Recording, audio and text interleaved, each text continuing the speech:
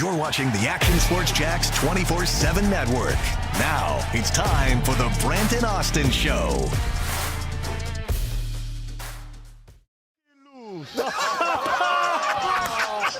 The Yankees lose. Let's go, baby. Let's go. Oh, hey, let's do it again. The Yankees lose. The Yankees lose. Yankees lose. Let's go, baby. The Yankees lose. It's a great bit.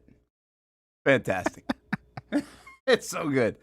Ah, man. Vlad Guerrero jumping in the mix.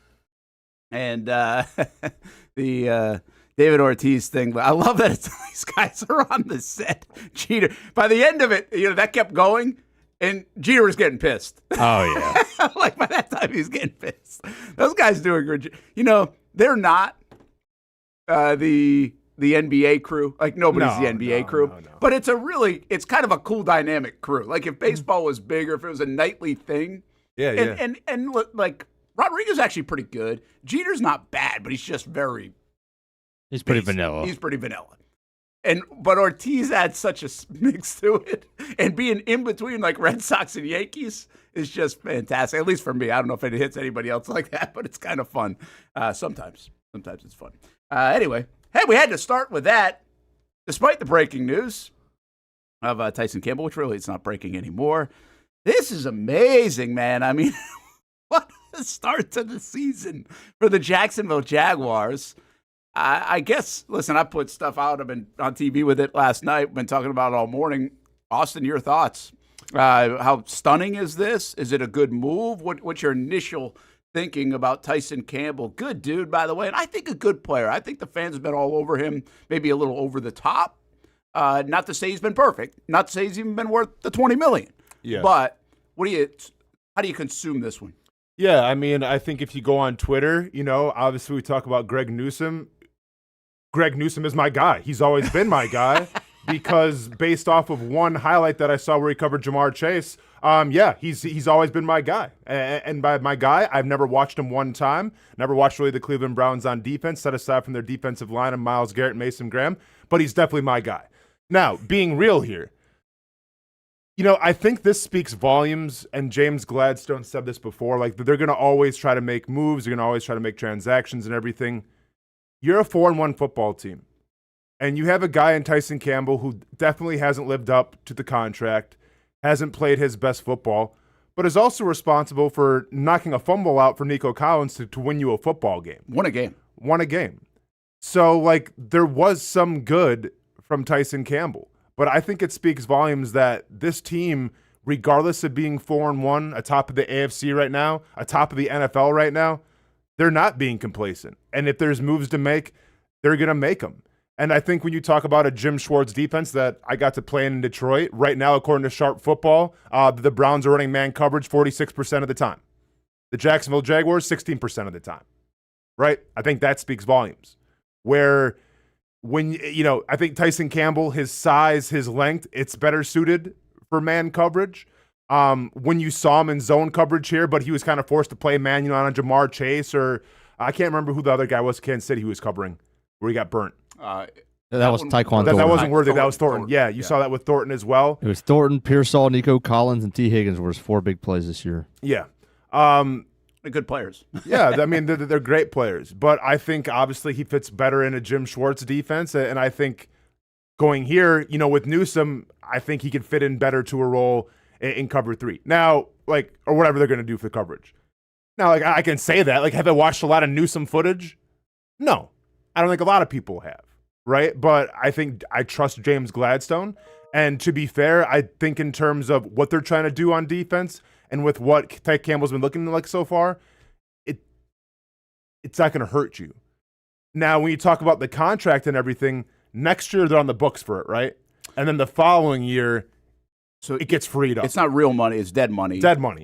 For next year, they're going to take on. And then 27, 28, they get a lot of breathing room on it, really off it. So, yeah, it's initially, it's not like a, holy cow, we saved a bunch of money. Because even Newsome's making 13 plus, almost $14 million a year on the 5th-year option. Yeah. So, again, it ain't my money. I don't give a damn. But Yeah, they continue to eat some dead money, but I think that's they've explained that, in my opinion, to Shad as, hey, that's just part of changing over the regimes. Yeah. Right? You're going to not agree with everything. They've invested in a lot, and they've already eaten a lot of dead money. Evan Ingram, I think, Christian Kirk as well, and then some. So, hey, like I said, it is what it is. As long as it doesn't handicap them, I don't really care. And also, I think it speaks volumes, too, of how they feel about Travis Hunter. Because can we expect Newsome to come in right away and contribute? And it might take a couple weeks, right? Because he's got also a hamstring thing. Yeah, it's all he's good. just limited. He's fine. It's all good. Okay. Yeah, I heard that it was all good, and it's mostly because it was more just like kind of had a feel of a rest day coming back from London than an injury that they're monitoring. Okay, but also I think it speaks, on Travis Hunter and how they feel about him on defense. Because the play that doesn't get talked about enough against the Kansas City Chiefs, everyone wants to talk about the catches and everything. Everyone wants to talk about the Travis Kelce play. No one's talking about how he was step for step with Xavier Worthy on a go route. And by the way, in case everybody forgot, Xavier Worthy ran like a 4.21 at the combine. Travis Hunter turns his hips and is step for step with Xavier Worthy, and the ball goes in the end zone. And obviously it's a pass breakup and everything, and he's celebrating as he should. I think that speaks volumes more than maybe any other play that Travis Hunter made in terms of, okay, this guy might be the real deal on corner, and they might actually use him a lot more on corner because, and I get it, we talked about it on Monday, it would have been, yes, you want to see him play more offense. When the ball's in his hand, great things happen. But when you're playing Cooper Kupp and Jackson Smith-Njigba, you got to play on defense too. Yeah, I'll come with you there for a second. I think there are multiple plays in that game on defense. Obviously the Kelce one, obviously the long one, and then we were talking in the office about the one yesterday. There was, I can't remember if it was Hollywood Brown or Worthy again, near sideline in front of the Jags. It's just like a 6 or 7 yard play. I can't remember how long, but not much. And he starts to try to juke Travis Hunter, and Hunter doesn't even move. Like it's just like, yeah, you're not going anywhere. Tackle, boom. And it was a very subtle play, but it showed off, kind of to your point, things that get forgotten about, and I think you're right. And by the way, I think Buster Brown, I think they feel is a good player. Now, that's going to continue to change, I think, with Buster Brown and Travis Hunter in terms of that rotation. 30 snaps, 35 snaps, 40 snaps, whatever it might be. But those guys will mix in. I think Newsome will be your everyday guy. At the end of the day, it's a scheme fit thing, isn't it? It's, hey, you go here, we think you fit better up in Cleveland. Tyson Campbell is an elite tackler from the corner position. That's not why you pay a corner $18 million. It's a great trait to have, in addition to being a good corner. Jalen Ramsey had a lot of that in him, too. I thought he could really play physical, and Tyson can, and he's a willing tackler and really good. The ball skills have never fully got there. They got better, never fully got there. Hadn't had a pick in 27 games, and he's been targeted for some of these big plays. Newsome, to your point, will play better in this kind of scheme, in this zone scheme. They'll play a little bit more man up there, or a lot more man up there in Cleveland. So that's really the explanation of it. In fact, I don't know. Where do you want to go here? You got, let's go here first. We got a lot of stuff from Gladstone, some quotes today, and also I want to take you back to our conversation, our little walk around the field to showcase what was soon to come, because it's been an unbelievable first month and a half of the actual season. But here's Newsome in what he's done. Now, listen, there's also 2024 last year wasn't a great year for him by many accounts. There was also thought that I think he moved inside a bunch. Then he came back outside and was playing better football. So I don't know. They didn't pick up. It's not like they signed him, right? They spent a lot of money on Myles Garrett, but they didn't sign him. So the Jags, we'll see what they do. They don't rule out the fact that they could sign him, but it does give them flexibility to move on if they want to as well. Well, right now, if you're Greg Newsome, you have a new lease on life. You go from a 1-4 team to a 4-1 team, so you're feeling good about that. But this is the Travis Etienne effect. This is the Devin Lloyd effect. Yeah. You're playing for a new contract, right? And now there's a change of scenery. You're with a team right now that, especially on defense, is kind of firing on all cylinders. This is your opportunity to get paid. And it may be here or maybe someplace else. But I think as a player, and as a GM especially, you like that. Yeah. Because now it's okay, man.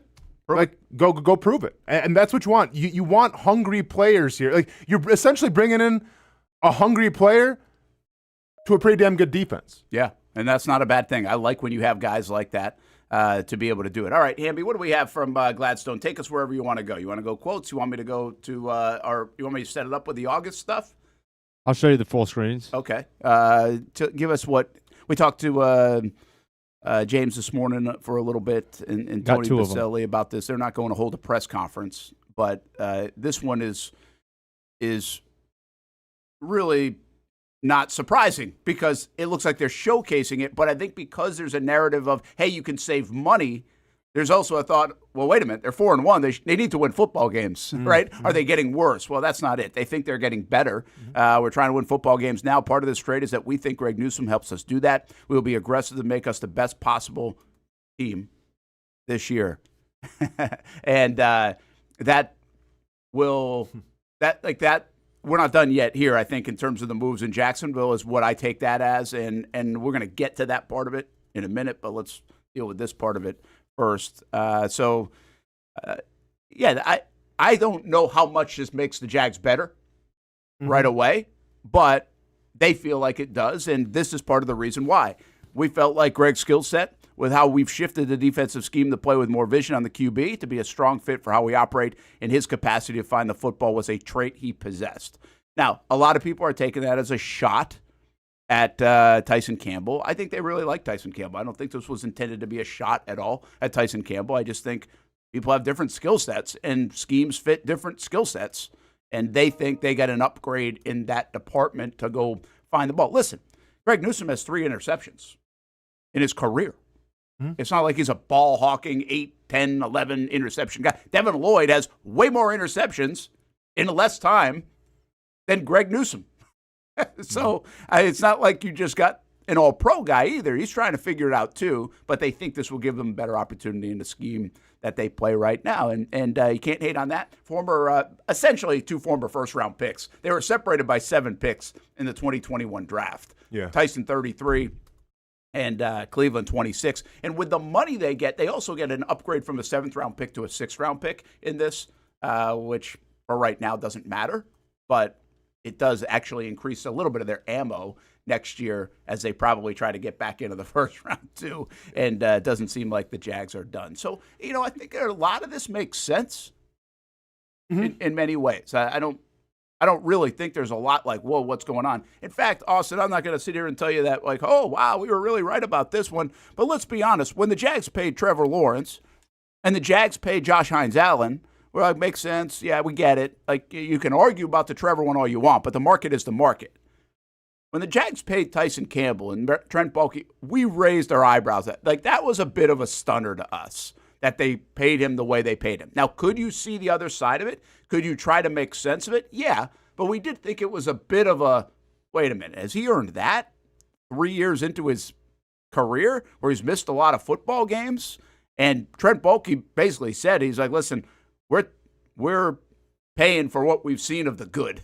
Of course. And we all saw the good. We've seen the good. I don't think, was there really that much of an outcry when Tyson Campbell got paid? Well, I remember on our show, we were both like a little critical of it. I was critical because of the injuries. Well, but also I said, if he's healthy, it makes sense. And I think the whole narrative was okay, if we look at it 4 or 5 years from now, it'll feel like Christian Kirk, where the market will go up so much. I mean, I don't even know, in terms of cornerback rankings right now, where Tyson Campbell fits in terms of, per year, in terms of average salary. He's probably 12th. But he's not even top 10 anymore. No. But he's not close to a top 10 corner. Not even close. And I hear you on that. To me, yes, I think you get an upgrade on your defense, but also this sets a precedent to the locker room.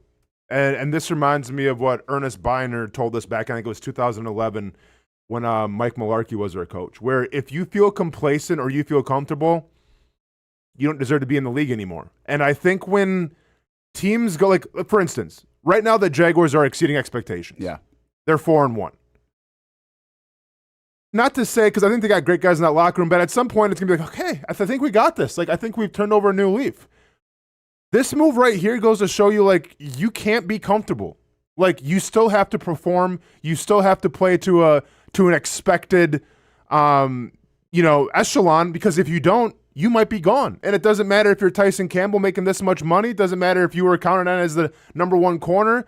It doesn't matter if you're a backup center. Like, it doesn't matter who you are. Like, if you're not fitting in the scheme, if you're not buying in, you're gone. And I think with most teams in the NFL, when you're 4-1, there's complacency. Oh, yeah. There's complacency because, well, hey, I mean, we got I'd be complacent a little bit. Hey, we got the roster that's 4-1 right now. So, like, let's just keep rolling with it, and if it's not working, then we'll make changes. This is why I appreciate what James Gladstone's doing so far, because he's getting out ahead of things. Like, yes, he's trying to make the roster better, but he's also trying to send a message, I feel like, to the locker room right now. Oh, you bring up a really good point, and one that I've kind of asked a little bit, because I was concerned about this. I think there are two I'm not majorly concerned. I just think it's worth at least a little bit of a conversation and a question, because all I hear, and this was a line of question I had after Monday night that I really kind of started to dig deeper into this, and with Tyson as one of the people that I asked, but this team really likes each other. Mm-hmm. And winning helps that, but they've been saying this for a while. And I think the last couple of years teams were fine. Like, there wasn't a lot of friction to begin with, but whatever this regime has done in the building, whatever these guys have done as a team, the relationship nature of Cohen and the staff has really kind of glued this thing together even more. They really, and you can see it when in small little moments when we're in the locker room and things. Like, just, it's a group that likes to be around each other. So my curiosity was, wait a minute now. Like, it was different when you got rid of Tank Bigsby, because Tank, I don't think, was too happy with the role. It was different when you got rid of Darnell Savage, because Savage, he wasn't happy with his role. So you had a couple of unhappy guys. That's not it on this one. This wasn't why you got rid of Tyson Campbell, because he was a bit unsettled with the role that he's playing. He was playing. They weren't going to bench Tyson Campbell. So I wondered how it would hit the locker room, because I do think that's a delicate deal, right? You're 4-1, things are going well, and all of a sudden last night after practice, after you leave the building, you're like, wait a minute, that's my guy, right? And I know it's the business. I get that. I get all that.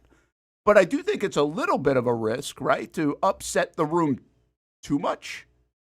Yeah, I mean, obviously, it's an ecosystem that you have to respect and you have to be delicate with. But at the same time, and like, I don't know Tyson Campbell personally. I don't know how he was received in that locker room.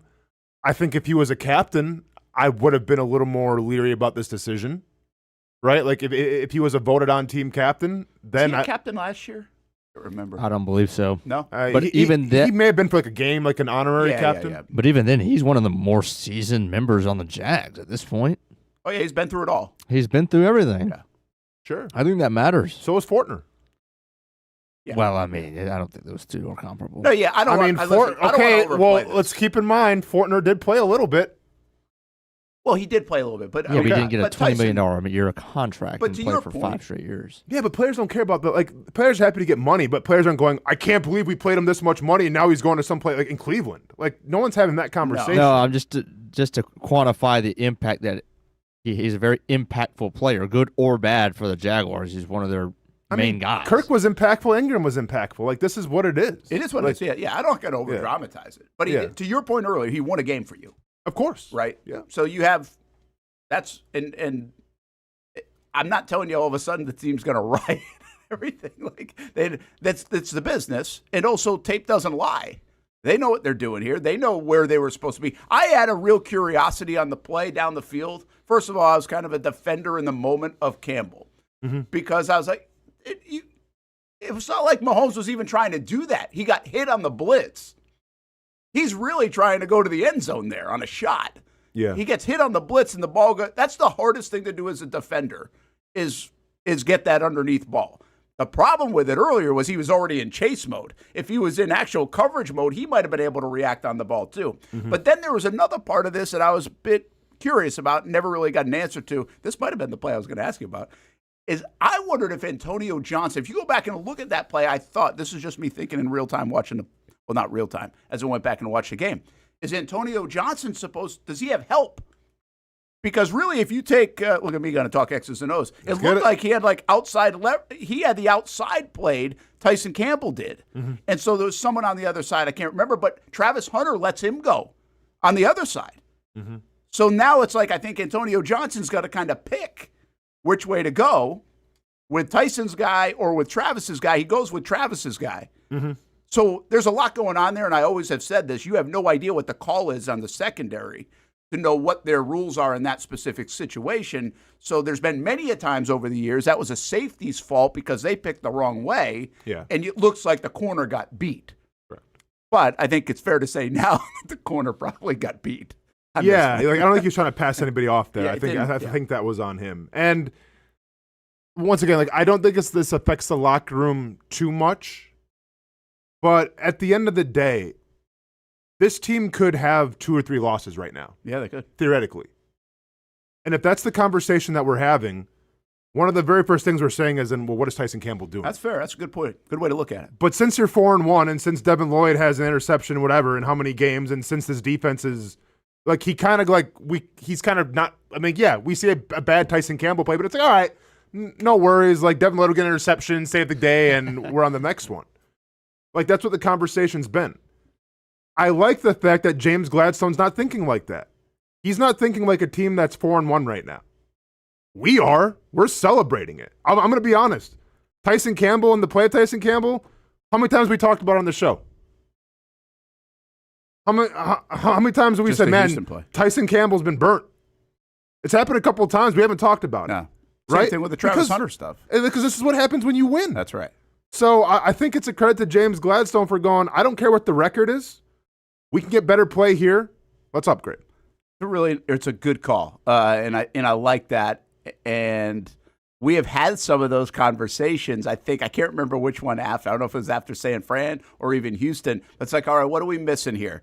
Right? What are we missing where this isn't all good? Yeah. And you don't want to be negative Nelly here, but the passing game is not great, right? BTJ's not doing, Travis Hunter's not doing, Trevor's inconsistent. Where are we missing? Third down conversions. I will give you this. Third down conversions, not good.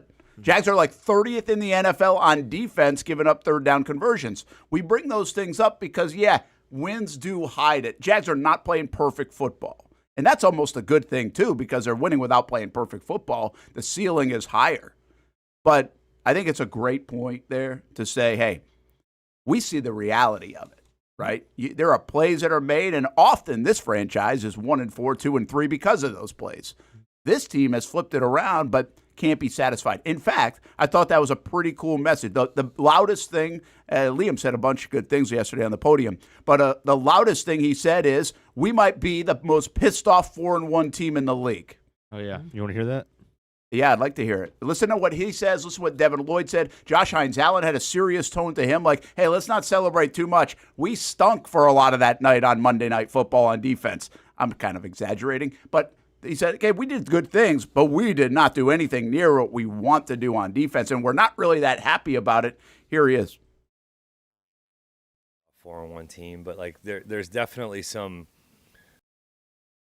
I don't want to say we're the most pissed off 4-1 team, but like there's definitely some feelings in the building over the last few days of knowing that we have not still put out 60 minutes of our best football. I think specifically on the defensive side, there was some frustrations in some of the things that we gave up, and specifically in the run game, that we didn't probably have our best efforts in stopping the run, something that we had been doing at a pretty good level there. And, and then same thing offensively, right? We punted twice, but we had the fumble at the end, at the goal line there, and then the turnover that we got to continue to try to take care of the football at a higher click. And I think they just know that there was some meat left on the bone even after a really cool win.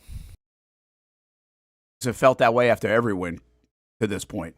If you take the first 5 seconds and scrub it and then just play the rest of that conversation, it sounds like they lost. Yeah. Like he has a vibe, his energy, the accountability, it sounds like they lost. Go back to Mike McDaniel when he was on his run as like a second-year coach in Miami. And look how Mike McDaniel acted when they were on that little bit of a winning streak. Dude's cocky. He's got his shades on. Life is good. Yeah. Cohen's not giving you that, man. Like, I'm not sure how many coaches like fit in this Cohen mode, but I like it. Well, he's also seen really good. He's seen great. He knows what it takes. And I think Gladstone becomes from the Rams. He knows what it takes. He knows All they do is talk about the standard with Cohen. He's got a very high standard. I think Baselli obviously knows what it takes. Been around the league a long time. He won in the 90s. That was a long time ago, but he knows what it takes. They know what good looks like. You can't hide it, right? It doesn't really matter what everybody else thinks if you see what the faults are, and you can get better at them. Sometimes you have faults and you just can't get better at it. Like, you know that. Sometimes you have a leaky offensive line, just can't fix it. Got to ride with it. Yeah. Right? So, but that's not the case in these kind of situations. Opportunity knocks, they go take it. So I think it's a really good point, and it brings me back to this a little bit, that you often say, and you have said even this week, remember when I said the Jags, do they know how to lose? Well, what you're finding out right now maybe here, Austen, is they also know how to win. And not because of a play at the end of the game, but also how to act after the wins. And that's been a curiosity this week. Everybody's riding high. Everybody's patting them on the back.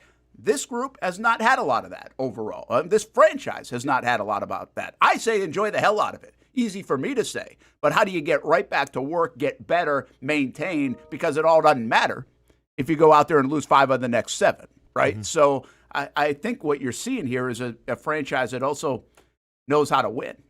And I like that.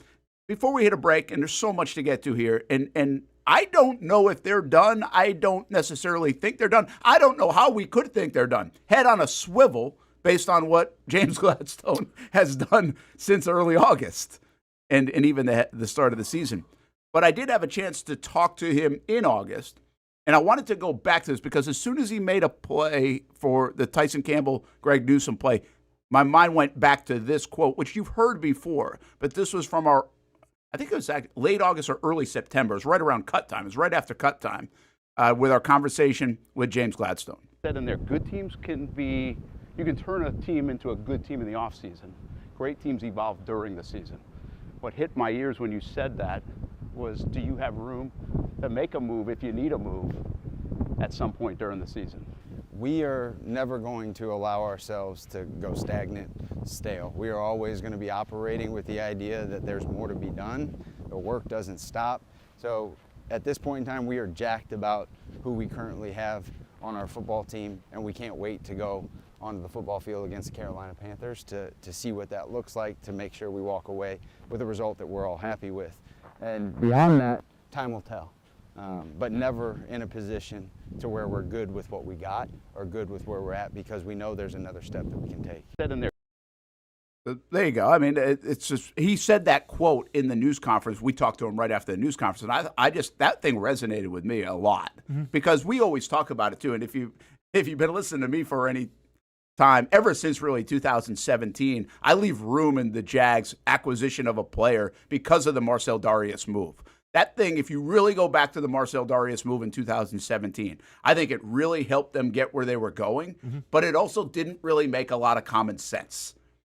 It made sense at the end of the day. I'm talking from the outside. It didn't make sense. It's like, wait a minute, your defensive front's awesome. You're Saxonville. Sure. And then you go get a guy that's like a really good player from Buffalo. You bring him in and you get that much better. I think so often we think of, hey, how do you get better at your weaknesses? Instead of, that gave me a new vision of every time asking, how do you get better at your strengths? Right? It doesn't matter if you're good. How do you get even better in a good spot? So now you're, instead of this much better than everybody else, you're this much better than everybody else. And they really did that with Dave Caldwell and Tom Coughlin and Doug Marrone in 2017. It was one of the great acquisitions that it doesn't go unnoticed. It doesn't get talked about enough, in my opinion, from that football team. No, and it's going to be, I mean, I'm sure, this isn't the end of the trade talks that we're talking about with James Gladstone. I think there might be some more spots to address or to at least upgrade, and we'll see how these next couple weeks shake out. But, yeah, I agree with you. I don't think James Gladstone is done by any means. We'll talk about that. Where could he go? Like, what's on the table? What could the Jags do? What would make some sense? Let's play GM a little, because the deadline is less than a month away. And, it's almost like there's no doubt in my mind something else is coming. I would say right? so. So, where's that? What does that look like? Do we have any guesses? Who are options? Because when we did this a couple weeks ago, remember we did the early trade talk. Yeah. Tyson wasn't on our list. That wasn't a thing. So who could there be for the Jacksonville Jaguars? Is it big? Or is it a moderate move that still could be made? I've got some thoughts. Sounds like Austin's got some thoughts. I bet you have some thoughts. Join the conversation. We talk a little bit more about the Newsome and Campbell trade. Probably a lot more about it, really. A little more about Gladstone and what he's next to do. Let's go fishing coming up at 11:30. Yeah, the Yankees did lose, and Toronto played really well. And we got some cool stuff because Toronto and Seattle are fun places to play ball. And those crowds are going to be crazy because we got a Game 5 in Seattle as well if you like some baseball. Laying down the law a little bit later. Casey Kurtz will stop by. Brent Austen Show, Action Sports Jax, 24/7 network. Never a dull moment. When it's time to get a new car for anyone in your family, just remember, nobody but Nimnick, the #1 Buick GMC dealer in Jacksonville. Get the latest price breaks on 2023 and 2024 models or the newest 2025 vehicles in the showroom on Phillips Highway or shop online at NimnickBuickGMC.com 24 hours a day. GMC Sierras, Yukons, and the redesigned Acadias, or get the all-new redesigned line with Buicks. It's nobody but Nimnick, and part of the reason why is this is a first-class buying experience here at Nimnick Buick GMC. You're not just a customer, you're a friend. This is about getting a vehicle that best fits you and getting you on the road, and also helping you and your family down the road. Nimnick has a treating you right guarantee, courtesy, respect, fairness. The most Buicks, GMCs, and Jacksonville's only Car Bravo dealer, nobody but Nimnick. Who has put in the most years and stands behind a better experience? Nobody but Nimnick. GMC. We are professional grade. Putting your needs first. It's the backbone of how First Florida Credit Union does business. In all honesty, you might as well be speaking another language when it comes to finances. Sure, I'm good with my money, but what am I missing in the fine print? That's what led me to First Florida Credit Union. They're the perfect choice for anyone starting their financial journey because they keep finances easy. Plus, they offer financial education and resources I can trust. So I'm always growing more confident. And as a young adult, I am constantly adding more responsibilities to my plate. From a car payment to a mortgage, it all adds up. Luckily, First Florida Credit Union makes sure it adds up in all the right places and not the wrong ones by offering better rates and lower fees than traditional banks, even if you're still trying to grow your credit. Because as a member-owned institution, First Florida genuinely puts people's needs first rather than focusing on profit. So I know as my needs change, they'll be right there to help me reach my goals. Check out firstflorida.org to learn how you can benefit too. It's one of the hot spots in the area. Welcome you to String Sports Brewery out at the beach. Big crowd on hand tonight. The fans are here. And now the newest hot spot at the beach is open. String Sports Brewery in Jax Beach has opened its doors with rave reviews. We're going to be fans forever. Cozy up to the bar. Grab a seat in the sports-themed restaurant, or grab a seat outside and feel that breeze coming off the beach as the weather warms. Just like the original location in Springfield, try the popular beer menu and come for lunch or dinner too, because the food is fantastic. We got a special guest in the house. He's happy. He's feeling good. He's Trayvon Walker. It's where we hosted Jags Report Live in the football season, and the String Sports Brewery staff can't wait to host you. Hey, welcome back here to String Sports Brewery. And if you haven't checked out the new location in Jax Beach, you got to do it. String Sports Brewery, now with 2 locations in Springfield and now open in Jax Beach on Penman Road. Hi, I'm Greg Mackey from Cycles of Jacksonville. Whether you're looking for a side-by-side, ATV, motorcycle, or scooter, Honda has what you need. The Honda Talon. Ultimate performance meets family-friendly fun. Prices starting at $363 a month. Or the sporty Honda CBR 650 starting at an affordable $204 a month. Stop by and choose your adventure from a full line of Honda products. Only at Cycles of Jacksonville on Atlantic Boulevard. Family owned and operated since 1983. Hello, I'm Kenny Lay of Kenny Lay & Associates. Since 2003, our firm has fought exclusively for the rights of men in family law. Divorce, modification of child support, alimony, custody, and more, all for men. A father is vitally important to a child's life, and being a man is not a reason to pay more in child support or alimony. I'm a single father. I get it. If you have a divorce or other family law issue, contact Kenny Lay & Associates at divorcemenonly.com. CGC Water Treatment and Plumbing is taking their 75-plus years of expertise and expanding to CGC Home Services. Water treatment and plumbing is still a big part of what they do, and now they can do even more for you. Home services like kitchen and bathroom remodeling, showers, sinks, faucets, toilet repair, backflow testing, and the list keeps going.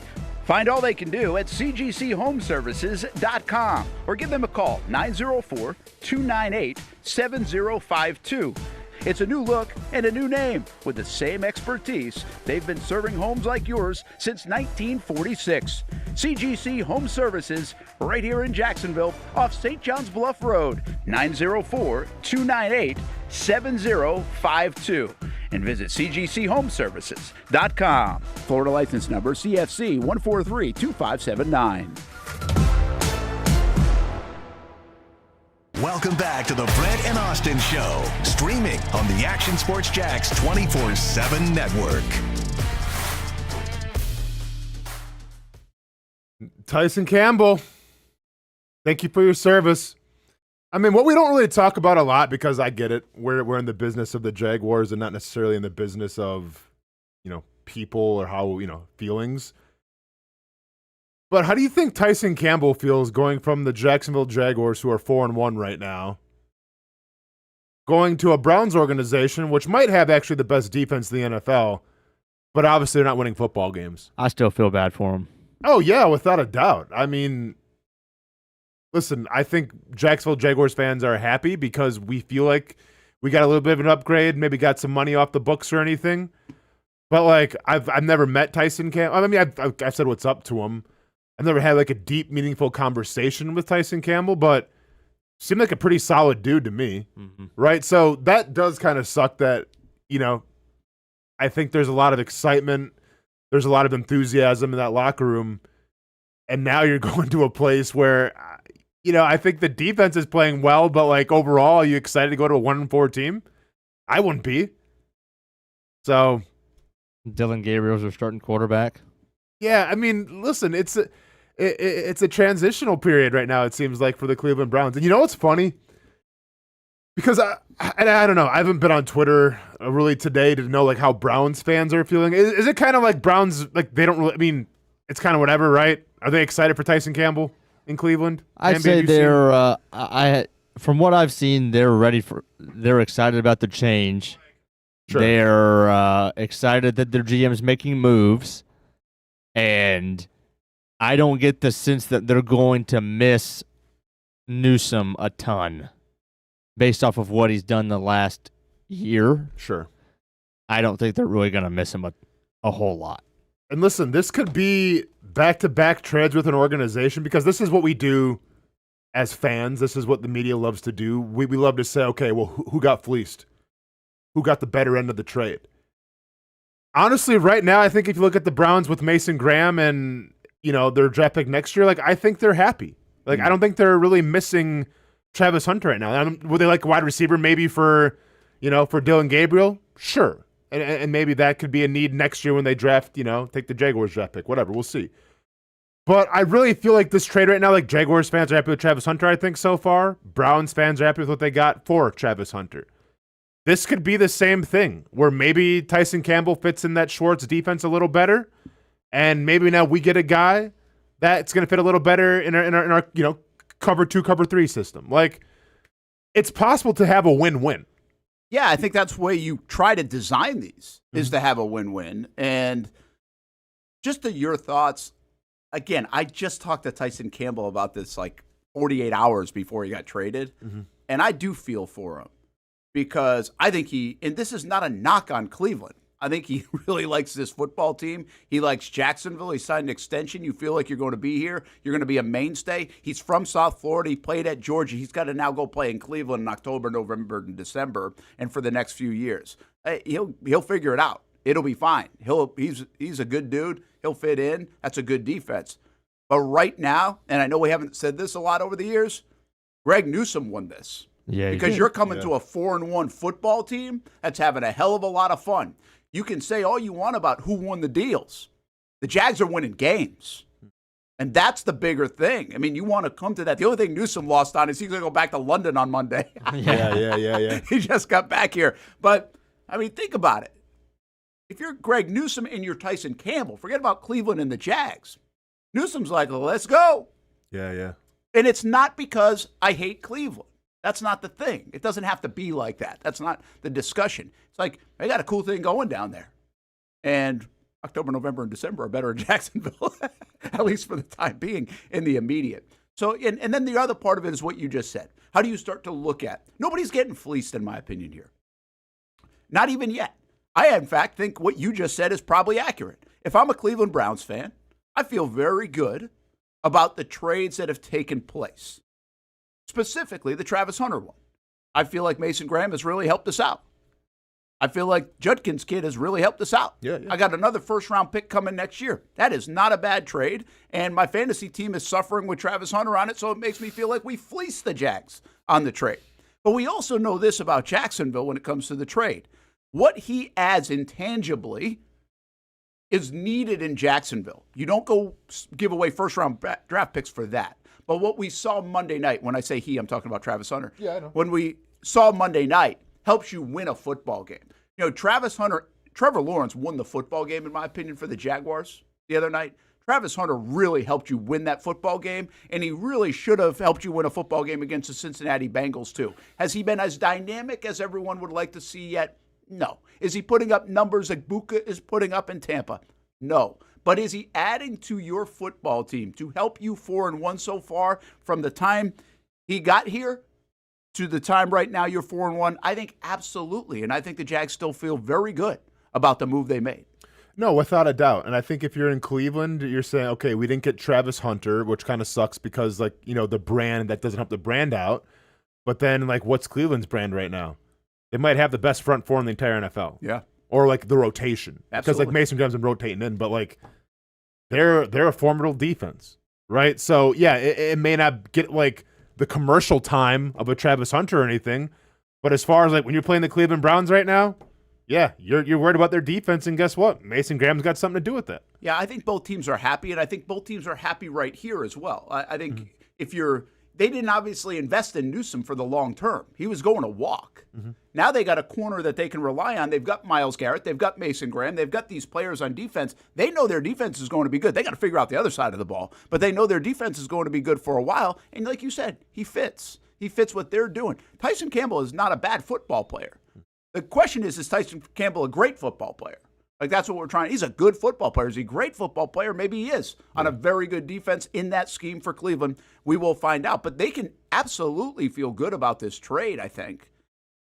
To your point, even the dollars, if he does play well at 25 years old, are just dollars at this stage. Yeah. It's not $25 million a year, $27 million a year, whatever it is. And then for the Jags, they obviously get themselves some flexibility.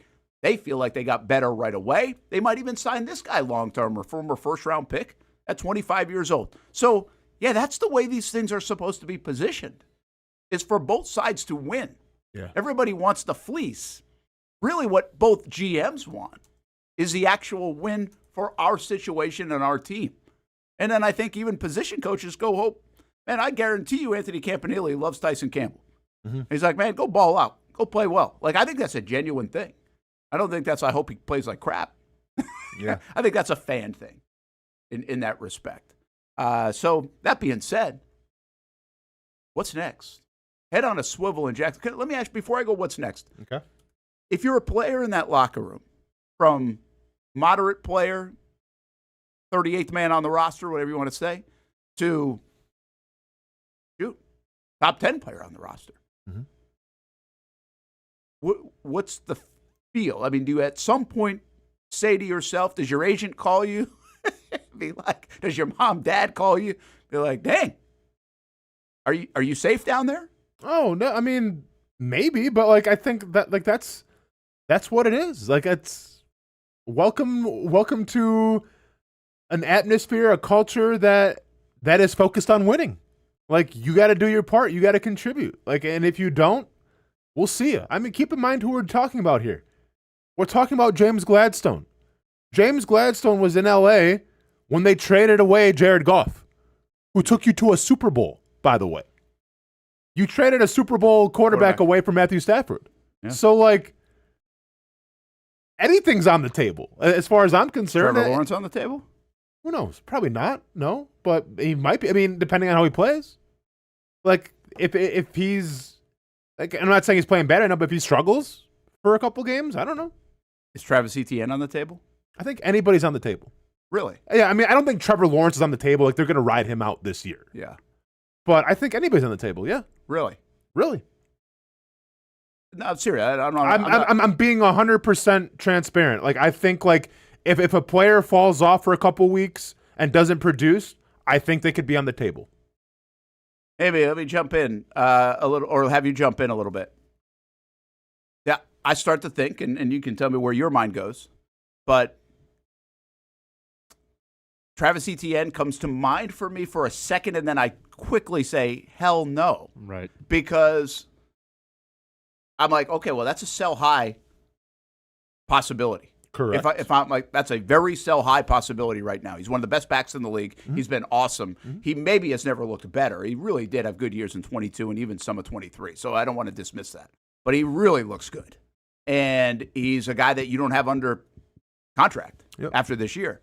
The problem with moving on from Etienne is twofold for me. This is why I squash it. You are 4-1. He's one of your best players. He's arguably your best player on offense throughout this first 5 games. What does that say to the locker room? And then secondly, you go from a stacked backfield to a somewhat empty backfield. I mean, you've got Tootin. That's fine. You can hand him the reins. But who else? Because Tootin even is dealing with a little bit of a shoulder. Can he take 25 carries a game or 20 carries a game? And what happens if he were to go down? Now you get the cupboard's bare. Well, this is why I said, though, like, if Travis Hunter keeps, like, they're not going to trade him if he keeps doing what he's doing. But if Travis Hunter falls off and they're confident in Tootin, like, okay, Tootin, it's your time to take over, a la Bucky Irving last year in Tampa Bay, then, like, I wouldn't be the most shocked. You wouldn't on the ETN? I would be shocked. You got 4 weeks now, just to let you know. I mean, that's all you got. Dude, but what I'm saying, though, is if Travis Etienne falls off and they trade him, I won't be shocked. If Travis Etienne keeps doing what he's doing, they're not going to trade him. Yeah, I'm not trying to be antagonistic here. Yeah. I'm just saying he has 2 weeks to fall off.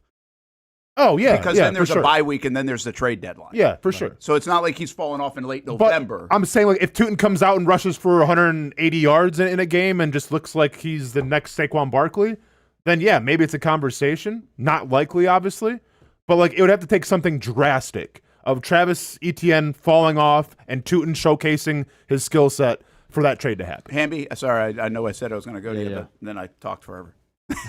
Yeah, I don't think there's any way that Etienne gets dealt because you don't trade the guys that have helped you get to 4-1, especially if all you're concerned about is winning and improving the roster. The one question I had for y'all was if Brenton Strange would have been a longer injury, say 8 to 12 weeks, a 2 months kind of deal. Now that we've seen how likely Gladstone is to make moves, how he's always looking to improve, I think I would say if Strange was a 2-month injury, I would have been shocked if Gladstone didn't go trade for a tight end in some capacity. Somebody who's more of a pass catcher than Munt or Quentin Morris. I think Hunter Long is good enough. I think they think that he's serviceable both in the run, blocking, and catching the football. But I think definitely an upgrade over Munt or Quentin Morris. They would have done it if Strange was out. Yeah, I could see them doing that as well, but they feel like they can get by these next few and make it work. I actually wouldn't rule it out still because let's just say you can find somebody, and I don't even know who that is. This is the problem when I do these games. Like, I'm not paid. You guys know better from a let me just throw something out there. Okay. See, it doesn't make sense I don't think it makes sense. The one that's I would say around. Kyle Pitts. Okay. You go get him? Well, the one that's floating around, but he doesn't Brent, fit their stuff as well, right? is Mark Andrews. Oh, is that what's being floated? Well, I mean, just people are kind of like, oh my gosh, the Ravens are terrible right now. Well, yeah, Mark Andrews doesn't make some sense. No, well, I mean, sure, if he's on the trade block, but is Baltimore, who still has their eyes on the division, going to trade a guy who is a captain, is a locker room leader? Like, if you trade Mark Andrews, you're forfeiting the season, I feel like. That big of a move? For Baltimore, I think so. Really? Like, I think he means that much to the locker room. Yeah, I think they like him there. Well, you do have to find out. You know who you are. You know if your defense is fixable there. Yeah. And what's the reality of winning the division? I mean, according to Vegas, it's the top. I know, but they know better is my point. Like, and by the way, 2 more weeks. Like, what if they're 1-5 after this week? Okay, but who in that division right now is scaring you besides Pittsburgh? No one. Well, the bottom line is, if Pittsburgh, let's just say Pittsburgh wins and you lose, they're 3 games ahead of you, and you're way behind everybody else in the wild card and everything. Have they played Pittsburgh yet?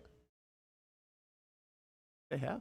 Okay. They might play them this week. I have no idea what the schedule is. But so anyway, that's fair enough that they could even go target a running, depending on how concerned they are of the quad and how much.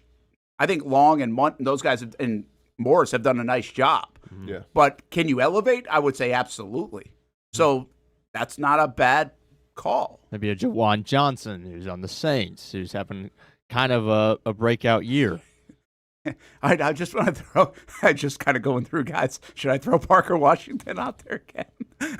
Oh yeah, there you go. I figured you might want to. I was saying with Juwan Johnson though, because he can also play wide receiver, but I don't know in the blocking. I don't know. Yeah, probably not going to do a whole lot there. It's going to take a special, I think. Unless they just rotate him in on certain packages, but I don't know if there's really a guy who's we're talking about Hawkinson or Sam Laporta, and they're gonna, those guys aren't on the trade table. So I'm not sure there's really a dual threat type of dude who's really good in the run game and also in the pass game that's going to be on the table. Go bring Evan Ingram back. He hadn't done anything for the Broncos. Yeah, but again, that's not a fit. Same thing. That's why I say a Kyle Pitts name, but it's not a fit. No. Mm-hmm. So again, I'm just trying to. This is not me trying to stir anything up, but why wouldn't you have everything? Austin said, everything's on the table, and I kind of agree. So just to stay on offense, they have 9 deep. They think on the offensive line, 9 deep. Anton Harrison's playing really well. You got Wyatt Milam kind of waiting in the wings. Ezra Cleveland's playing really well. Would you upset that thing that you got going on the offensive line, even a Walker Little, and plug and play with what you have in a Cole Van Lannon, a potential Wyatt Milam? 9 deep on that offensive line right now, they think they are. I'm not trading anybody on the offensive line. Yeah, you finally got it to where you want it. Well, that, but also what kind of capital do you expect? What is Ezra Cleveland going to command in terms of a trade? With Tyson Campbell, it made sense because he's a name. He just got paid. I get he hasn't playing well, but he's young. I feel like offensive lineman, it's a little different. Where you're not going to trade a guy that's on the depth, that's not playing right now, because you get nothing for him. If you're going to trade a starting offensive lineman, unless they give you a reason to trade him, it doesn't make much sense because your offensive line's actually playing really well right now. So what kind of precedent are you setting where if everyone's playing well, why would you trade them? Yeah. I'm just debunking stuff. These are not suggestions. No, I'm just talking through it, man. Yeah, I know, but I'm having to keep reminding everybody as I'm about to push post. Oh, gotcha. So, can you upgrade wide receiver? Your wide receiver's been clunky. Can you upgrade wide receiver? Sure. Is there anybody out there? Okay, but then if you upgrade your wide receiver, who is that guy coming in for? Well, that's where I would say, again. We've been over this before. I'd just say, okay, trade Parker Washington for an upgrade at wide receiver. Parker Washington in a 5th for somebody that's I don't know. Again, just floating, guys. Can you? You're using Parker Washington in parts. Yeah, okay. Theoretically, though, if you trade Parker Washington in a 5th round pick, is it going to be that much of an upgrade? I don't think so. Yeah, I don't know who's out there. Yeah, I think if we're talking about a wide receiver for an upgrade, and this is before he got hurt, Tyreek Hill would be an upgrade, you know. But what's Godwin doing? Chris Godwin? Yeah. Oh, he just came back. Just came back. Or an Olave. But Olave. Evans, there you go. Olave, Chris Olave. Okay, so target monster. So Olave or Parker in a 5th for a rebuilding Saints team. That's wasting Olave. I have a hard time believing they're going to make that trade. Meaning the Saints? There's no or the Jags. No, the Saints would never make that trade. Okay, I'm just throwing stuff out. I know, but I think theoretically, if you want to get Chris Olave, it's gonna probably cost you a 2nd round pick. Okay. Jags have maybe even a 1st. Now? Where's the 3rds? Are you thinking a 1st round pick for Olave? Maybe. Dude, no. Olave's. I don't think so. Olave's a great receiver. He's Washington slept on because he's on such a bad team. They might do that. A 3rd of Parker Washington for Chris Olave? They might. I have a hard time finding the Saints doing that, but yeah. And the reason I bring this up, guys, is because I had a hard time. I never saw this coming. Yeah, sure. So I haven't really seen a lot of this coming yet. Tank Bigsby, Darnell Savage. Yeah. So I'm just being honest. How many carries, Austin, Yes. does Tank Bigsby have on the Eagles? Right now? Well, probably 2. Yeah, not many. Literally what? 0. Yeah. Is he doing Special Doing the teams. kickoffs, returns and and he's kick averaging a returns? 21 or 22 yard average, which is no good nowadays. All right, let's go to the defensive side so I can keep getting people mad at me. The most obvious spot, right, is interior defensive line. Yep. How are they playing, Austin? Because 2.5 sacks for Armstead, game-saving play against San Francisco. I thought Mason Smith played really good the other night. Now, did I just see him flash a little bit? Maybe. That's my really good sometimes from that position. I don't think they were great against the run, though. They really were leaky. I still think they were missing Trayvon Walker a bit against the run, and I think that would have helped some things out too. But how is that really the most obvious of, hey, if we're not done yet or if they're not done yet, we've still got a few weeks to fix and upgrade and get better. Is that really the spot? Yeah, I mean, let me just put it to you like this. What was the narrative going into that game against Kansas City that Kansas City couldn't do it all? And like what was the Achilles heel of the Kansas City offense? Couldn't run it. How do they do against the Jaguars? Very good. Pretty dang good. Okay. Probably should have done it more. Now, is that an anomaly or did we see something there? I think we saw something there. I think interior-wise, like I don't think Mason Smith had his best game against Kansas City. And I don't even think, like, in terms in the run game, Eric Armstead had his best game. Like, guys were getting kind of pushed out of their gaps. Let me add this to you, Austin. The 5 games they've played, 3 of those teams will probably be at the very bottom of rushing. The Bengals, they don't run it well. The 49ers, they don't run it well at all with just Chubb. And then, obviously, last week, the Chiefs, they don't run it well. Yeah. They won't over the course of the season. So they pretty much played 3 pretty bad rushing attacks, and they didn't do so well in the last one. In Carolina, they gave up a bit too, but Yeah. that was a good rushing attack usually. They gave up a bit. I mean, I think if you saw the Chiefs running game and what they were doing, it was a lot of just between the tackles, power football, and the interior defensive line did not respond well to that in the run game. So I do think that right now that's probably the most pressing need. They gave on up defense. 6 a carry. What people between have Hunt and Pacheco. People have in their mind guys like Dexter Lawrence. I think it feels very big. It feels one of the too best big. players in the NFL. Yeah, and the Giants I don't think are giving up on anything yet. Like I'm not. I know that's been a name floated because the Giants, are they going to be in it? Blah blah blah blah blah. But that doesn't make a lot of sense if you're the Giants, right? You invested. He's really good, and you need good players. Like we've been in that spot before here in Jacksonville. It's like, what are you doing? Like you need good players. So what about Christian Wilkins, who's out there? That's not necessarily a move you have to make. No, but that's a locker room thing. But this locker room seems like it could handle a lot of things. This locker room seems like it could handle Maybe just about anything. Maybe it could, but once again, I think right now, and it's not a skill issue, obviously. Guy's very talented. But ask yourself this. Guy's a former Pro Bowler. Christian Wilkinson? Oh, yeah. Yeah. How come none other teams try to go after Well, him? yeah. You got to have the right spot and situation. But I'm saying I think it speaks volumes that no one's really even talking about him because maybe they don't want them in his locker room. Now maybe the Jaguars have the locker room to do it, but I think there's other ways you can go. Jags for Life James wants me to talk about his I'm thinking Quinnen Williams thought.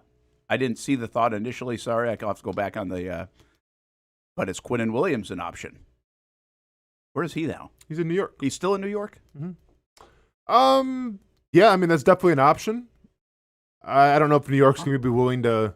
That's actually not a bad call because they could be like, I have no idea how he's playing. I mean, I'll just come out and say I think the guy it's going to be, but you have to give him till week 6 is Larry Ogunjobi from the Buffalo Bills, who I wanted here before the Bills signed him, but then kind of got caught with suspended. some PEDs, and I'm like, okay, never mind.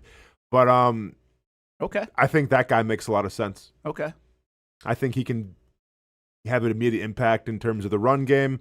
I think he could come in and incorporate himself in the pass game as well.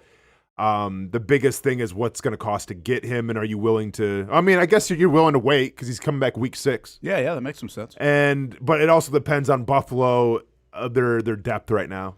Quinnen Williams, by the way, is only 27 years old. In 23, signed a 4-year, $96 million deal, which, by the way, for the interior is not that bad now. Mm-hmm. So, not a bad play, Jags for life. James, I like the idea. I like your idea. Probably those kind of ideas make a little bit more sense than a Wilkins or even a Dexter Lawrence, which is pie in the sky type of stuff, in my opinion. I'll speak into the distance one more time. Larry Ogunjobi. There, I said it. Casey, clip it. If it happens, it happens. By the way, if you do that, who's expendable for the Jags? Is it Armstead or is it Mason Smith? Because Mason Smith has upside too, right? Mm-hmm. As a 24-year-old second-round pick. He'd be the last guy they gave up on the interior. He would be the last guy? I think so. Well, he's not their guy. Mason Smith? Yeah. Yeah, I mean... I don't think they're tied to him is my point. Either one. I mean, they're not tied to Armstead or Devon Hamilton. I think it depends what you want. I feel like Devon Hamilton's playing okay. I don't know that, though. And it's okay. It's hard to find that, too, right? Yeah, I mean, as a nose tackle, your job's to take up space and take on the double teams. That was a liability against the Kansas other City. night. Yeah, it's a one-game thing, but yeah. And by the way, they've been sitting Saunders. If they were concerned about Hamilton, they maybe bring up Saunders and give him some snaps, right? Yeah. So I'm not telling you they're not. It's just really hard to know what Devon Hamilton is. So yeah, that's decent. The other thing is, I would say for this, like, what do the Jets want? If you go bet Williams, what do the Bills want? If you go, that's why I think they would say, hey, give me a young player, like in Mason Smith, rather than an older player, with all due respect, Eric Armstead. Yeah, that's fair. I mean, once again, the Bills might not even want on their defenses. Like, they're loaded right now. Now, once again, I don't know what the Ed Oliver situation, like if he's really banged up or. Yeah. But, like, this is kind of the beauty of it is the Bills get Ogunjobi. He gets suspended. They draft a defensive tackle. I forgot who it was in the draft. I think he's playing well. Like, they have a crowded room right now, and they don't really necessarily need him unless guys are hurt. So, like, I think you can get him maybe at a discount. Real MBB says Jeffrey Simmons from Tennessee. He was obviously an outstanding player. Would they trade him in the division? Might cost a little bit more than you want, but yeah, that'd be an interesting one. Mm-hmm. Okay, just a couple other guys. I really don't know how many people are on this list, but I'm going to give you these guys anyway. They're playing really. I wouldn't move from them, okay? Say this, but Trayvon going in. I mean, is there any chance they would move? No. No chance. Okay. And how about Foye? With the way Devin Lloyd's playing, the dollars that are on Foye's deal could really help somebody. Now, again, I'm not upset. Kind of like the offensive line. I don't want to upset the best position maybe in the game right now at that are the Jags linebackers. Yeah. But just curious. Is Foye on the trade block? I mean, has he given you reason to put him on the trade block? Like, see, This is the thing. Like, Tyson Campbell gave you a reason. Gave you a reason, yeah. I don't think Foye has really given me a reason yet. That'd be so dirty to Foye. Hey, Foye, we know you spent the last 3 years trying to get Devin Lloyd up to speed. He is now, so thank you for your service. Yeah, I don't think so. Again, you don't minimize a strength, right? I mean, you don't get worse. When you ask questions about the offensive line, now there's depth there. The Jags could move around, but why would you upset that, at least for the time being? ETN, why would you upset a strength of the football team right now? Don't think so. Can you get better at tight end for the time being? I think so. Can you get better at wide receiver? I think you could argue you can, the way they've performed so far. If you're talking about performance, you can get better for right now at the wide receiver position, I think. You talk about interior, you can get better, absolutely. Pass rush, I think Trayvon's playing so damn well. You just hope that he's healthy, and you can't wait for him to come back, and hopefully it's tracking to be a good thing on Sunday. I don't think you upset the linebacker room in part the way Devin Lloyd's playing is because of Foye Oluokun. Yeah. That's why. So, again, just kind of wanted to run through it. We think there's potentially some room for some more of this over the next few weeks. Where will it come? And I think interior would be the top of the list. Curious about the tight end spot in particular. I also don't necessarily think all these things are splash moves. I'll give you a guy that I wonder about, because some people brought up Hendrickson,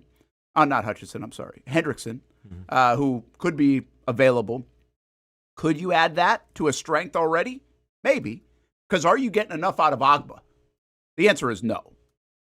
Like, I think the move that could be coming sooner than later is like, all right, Ogba's not really giving. He's aging. Mm-hmm. He's not really giving us enough. Does that mean you go get Hutchinson? Probably. I keep saying Hutchinson. Hendrickson? Probably not. Well, because I think that's an expensive move. I don't know if they've got the room to do that. Keep in mind, if you get Hendrickson, you're not just going to bring him here for a year. Probably not. So then you're going to have to pay. But you could rent him for a year if you think you're that good. Ugh. Well, if it depends what you're giving up.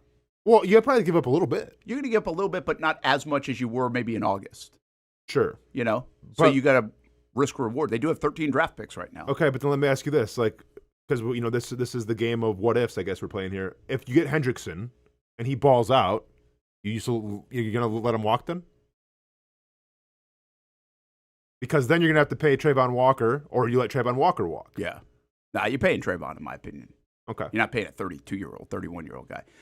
Again, just talking around stuff. I know, man, but I'm countering the talking stuff. If you bring it up, I got to bring in the counterpoint. No, I like it. I think it would be a pure rental.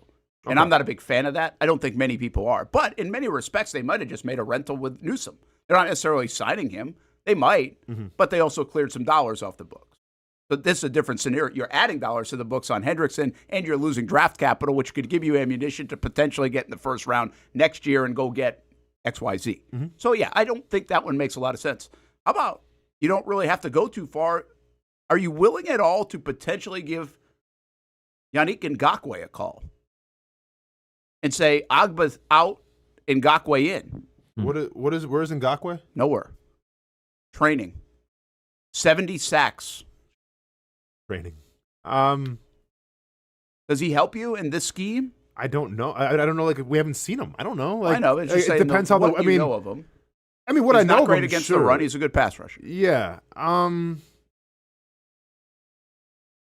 Probably pass.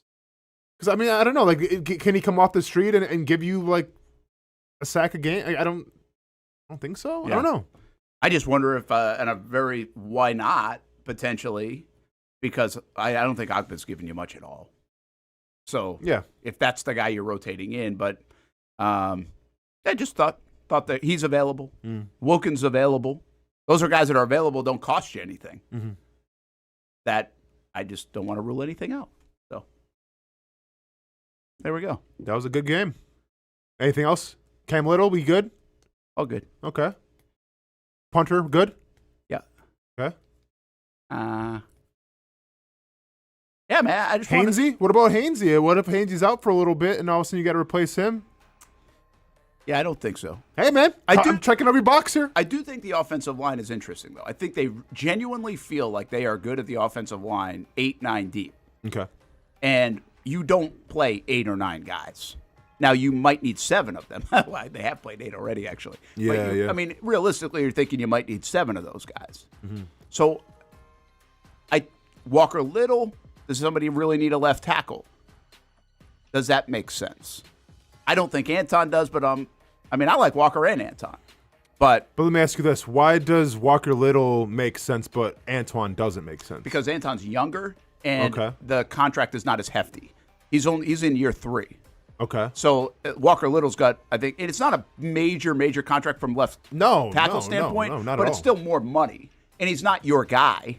You didn't give him that deal. It's very Tyson Campbell-esque in that sense. But Harrison's not their guy either. No, but I'm just saying from a youth standpoint, you're not giving up on a 23-year-old guy who's making X amount of dollars on his rookie deal. Okay. But the other argument is, well, how much? And he's how many playing reps better has than Walker. Fair. But the argument is, well, how many reps has Walker Little actually got at the tackle spot to get like cemented in, you know? Yeah. No, I'm not advocating. Oh, yeah. But I hope Casey takes all these clips and every single trade Walker Little, trade Anton Harrison, 14. trade Travis Etienne, get them all out of here. Boy, Lucan, it's been a pleasure. Brent has traded 14 players. Yeah. This morning on the show. We'll be back. Brent Austen Show, Action Sports Jax 24/7 Network. Most of us know how to throw.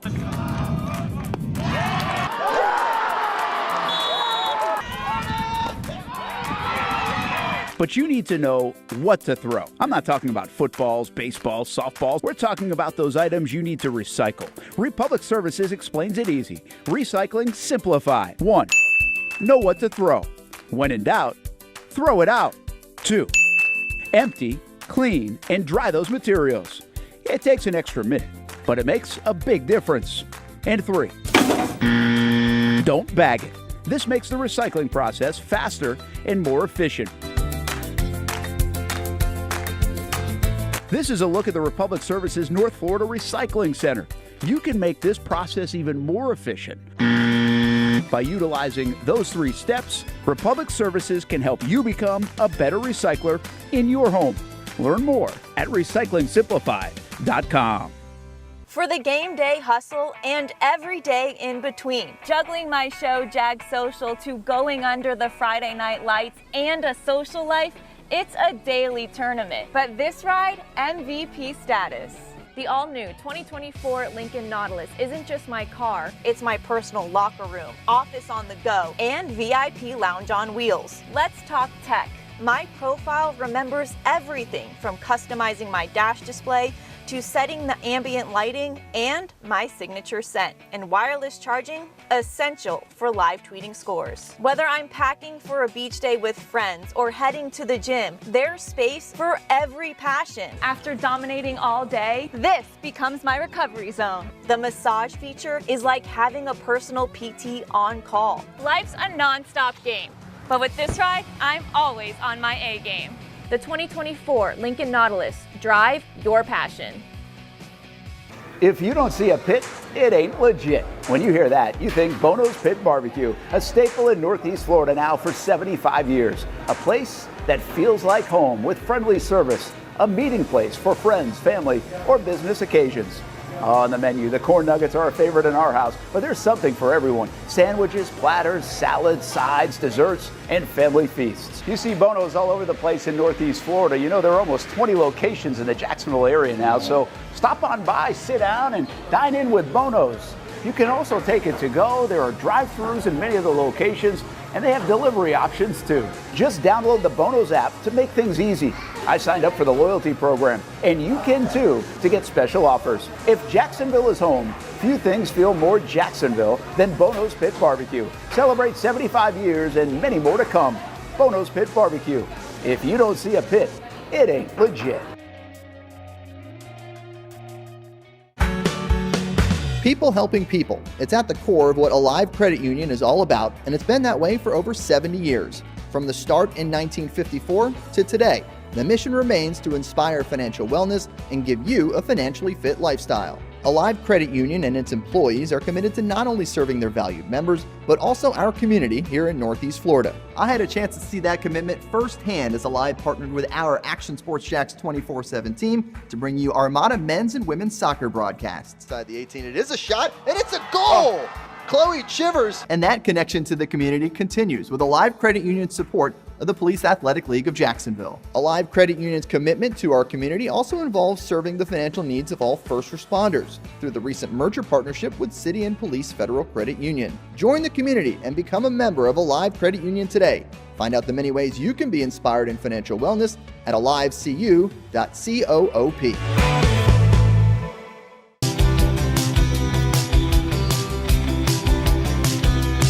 Welcome inside the Armor Guard exterior and gutter helmet showroom. There's a lot going on, like glass exteriors, replacement windows, and down there we have the retractable screens and awnings, plus hurricane protection. Let's talk more about those gutters, and to do that we bring in Kevin. He's the owner, he's the expert. Why Gutter Helmet? Well, Gutter Helmet is truly the only maintenance-free product. It lets the trash and debris go on the ground, the water wraps around and goes inside. Unlike filters, they sit on top of the gutters, and the trash and debris build up on top of filters, which requires maintenance. With Gutter Helmet, we're going to keep you off the ladder, the most dangerous thing in your garage. With Gutter Helmet, you'll never clean your gutters again. So get off the ladder and put on the helmet. Gutter Helmet.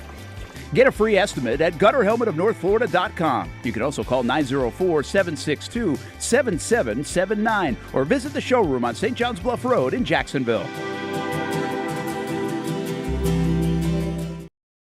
Welcome back to the Brent and Austen Show, streaming on the Action Sports Jacks 24/7 network. Who's the new center? Right. Trevor Lawrence and company, the Jags. How much do you think this stuff? Do you think this stuff shakes up the locker room at all? Like, it's a weird week already in Jacksonville, right? You wanted to see more of that, didn't you? Oh, you were watching the guy. I thought you were watching Trevor. Who bites a pen like that? Is that Grant? Can you put that back up? Nah, that's not Grant. I don't think that's Grant. I think that's takes it out of the ear,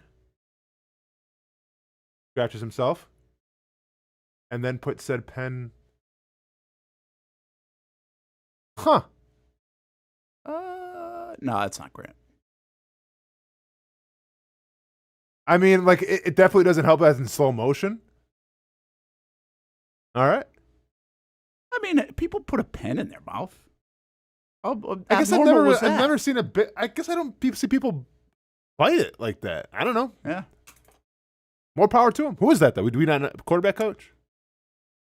Just some random fan that signed up for the contest? I mean, whatever. Yes. Random center. Yeah. Yeah. and random coach. Yeah. They have so many coaches. It's crazy with coaches with pens, though, man. They love their pens. Yeah. Got to have it, like, clamped in. Dan Lanning's got his green pen and then his red pen and then, like... Got to get Sharpies, man. Or a Sharpie. Sharpies. Red Sharpie. There you go. A red and a black Sharpie. What's the red Sharpie for? I have no idea. I just have it. So you always have a Sharpie in your pocket? Yep. I like writing with a Sharpie. Maybe he's just... Yeah. Take a smoker. Duval Elite Gaming said we need a moderator. What did he say that for? Is that because people are saying stuff or he wants more people to be heard in the chat? Ask him. I'm not really sure if he was saying, like, block these guys or we want our comments played. Hey, Duval Gaming, why do you want a moderator? There we go. This guy says, F it. Call Kyle Brady. Quinn Williams from the Jets. We talked about Washington from the Steelers. I think talking tight end. That's your guy from Georgia? Big guy? Oh, that's Casey's dude. That's Casey's guy, That's right? Casey's guy. Don't mess with the line. Top 5 in the league. I would probably agree. I want to see Wyatt get some run. But why would you want to see him get some run right now? No, right now for sure. But I mean, you've heard a lot of great things about him, right? So I'm sure people want to see him in there. 123 him says, I just joined the show and we're talking about trading offensive line. What are we doing, man? Yeah. Listen, we're talking around everything. All right, we're going through it all because we didn't see this coming. In 3 out of 4 weeks, they've made a move. They traded Bigsby. They got rid of Darnell Savage, and now they trade Tyson Campbell. And we still got another few weeks before the deadline. So. Yeah, there was some thought. Actually, there was some talk in the locker room about that. Not from Jags people, but from the media about Mercedes Lewis. See if he go sign him. See if he's got anything left. That was another one for the first Duval, by the way. Mercedes Lewis would be a great one. Oh yeah. Yep. Brent, stop trying to sacrifice our Parker Washington. Mm-hmm. Parker Washington's cheap. We want to be able to pay some guys. AJ Brown.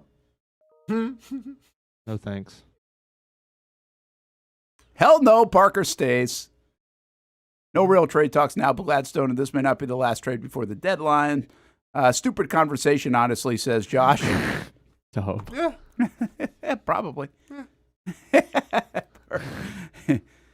BT is the number one. Who's taking snaps? Diami, Parker, or Hunter? That's the core. We need interior DL or a safety. Why do you think you need a safety?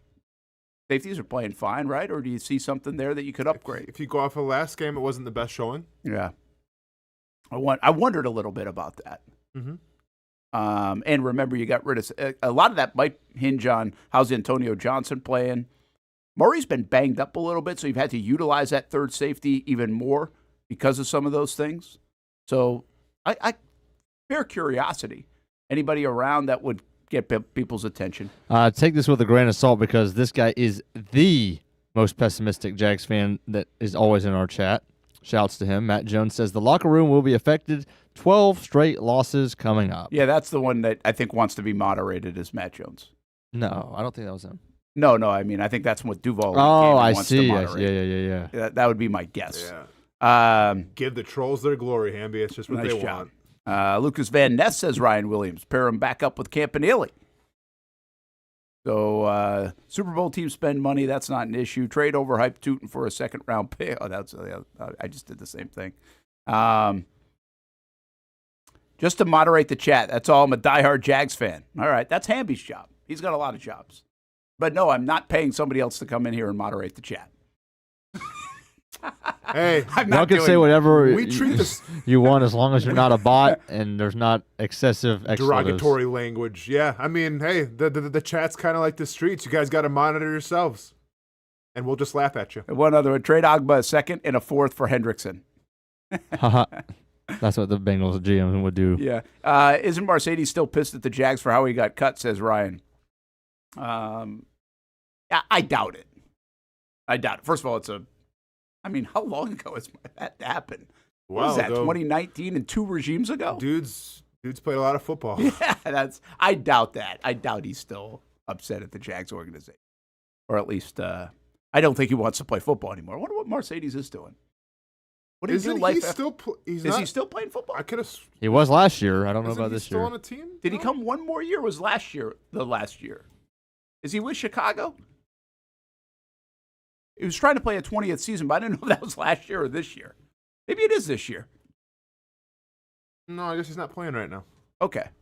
But I wonder what he did at Life After Football. I haven't really checked. I'll have to ask Mark Long. That's the running joke in the media. His favorite guy. So, I don't know what Life After Football for Mercedes is. He's an interesting guy, though. He'll do some fun stuff, probably. Played in every game last year with the Bears. MMA? He played in every game. So that was his 20th, yeah. You think he could go MMA? No, I don't think so. I mean, he loves MMA. He trains it. I knew he trained it a while ago, a long time ago. He'd probably get something more into like fashion or something. I could see. Yeah, I was curious. Like, what could he do? He could do podcasting too. I mean, in today's day and age, obviously, he'd be pretty good at that. Well, dude's seen a lot of locker rooms. Yeah, he has. He has seen a lot of things, for sure. Hey, obviously, we're going to talk a lot more football stuff, but real quick, your Brewers lost to the Cubs. Mm-hmm. You nervous? No. All good? I think so. It's hard to sweep. Yeah, it's hard to sweep. This is the game, though. Makes you nervous if you lose this one. Yeah, it does make me a little nervous. I think they're going to have Freddie on the mound today, so I feel a lot better about it. It was a weird game. I mean, Brewers had chances to win. They just couldn't capitalize. Bases loaded in the 8th inning, and Isaiah Collins grounds out. That wasn't good. Yeah. But no, I mean, like, it was a loss, and I was stressed out about it, obviously, and I wasn't going to text you guys all night about talking about what God knows what Casey was talking about. But, yeah, I'm feeling good about tonight. I don't even remember what Casey was talking about. Oh, I think he was talking about trying to push something out. Oh, yeah, the video thing, yeah. I thought they were going to come back and win that game. It felt like a game that they would come back and win. Without They're a doubt. kind of chipping away. Yeah. And so credit to the Cubs for not doing that. Or not let that one go. This one's a big one tonight. Obviously, you got Peralta on the mound. I think. Have they announced it yet? No, they haven't. Oh, they didn't announce it? No. I think that's the lean. I think that was a thought that they would go with them. I assume they go Freddie. Game 5 for Seattle and Detroit. That was a heck of a win for Detroit to be able to push Game 5. I still give the edge to Seattle. That place is going to be jumping, man. That'll be fun. That'll be a lot of fun to see.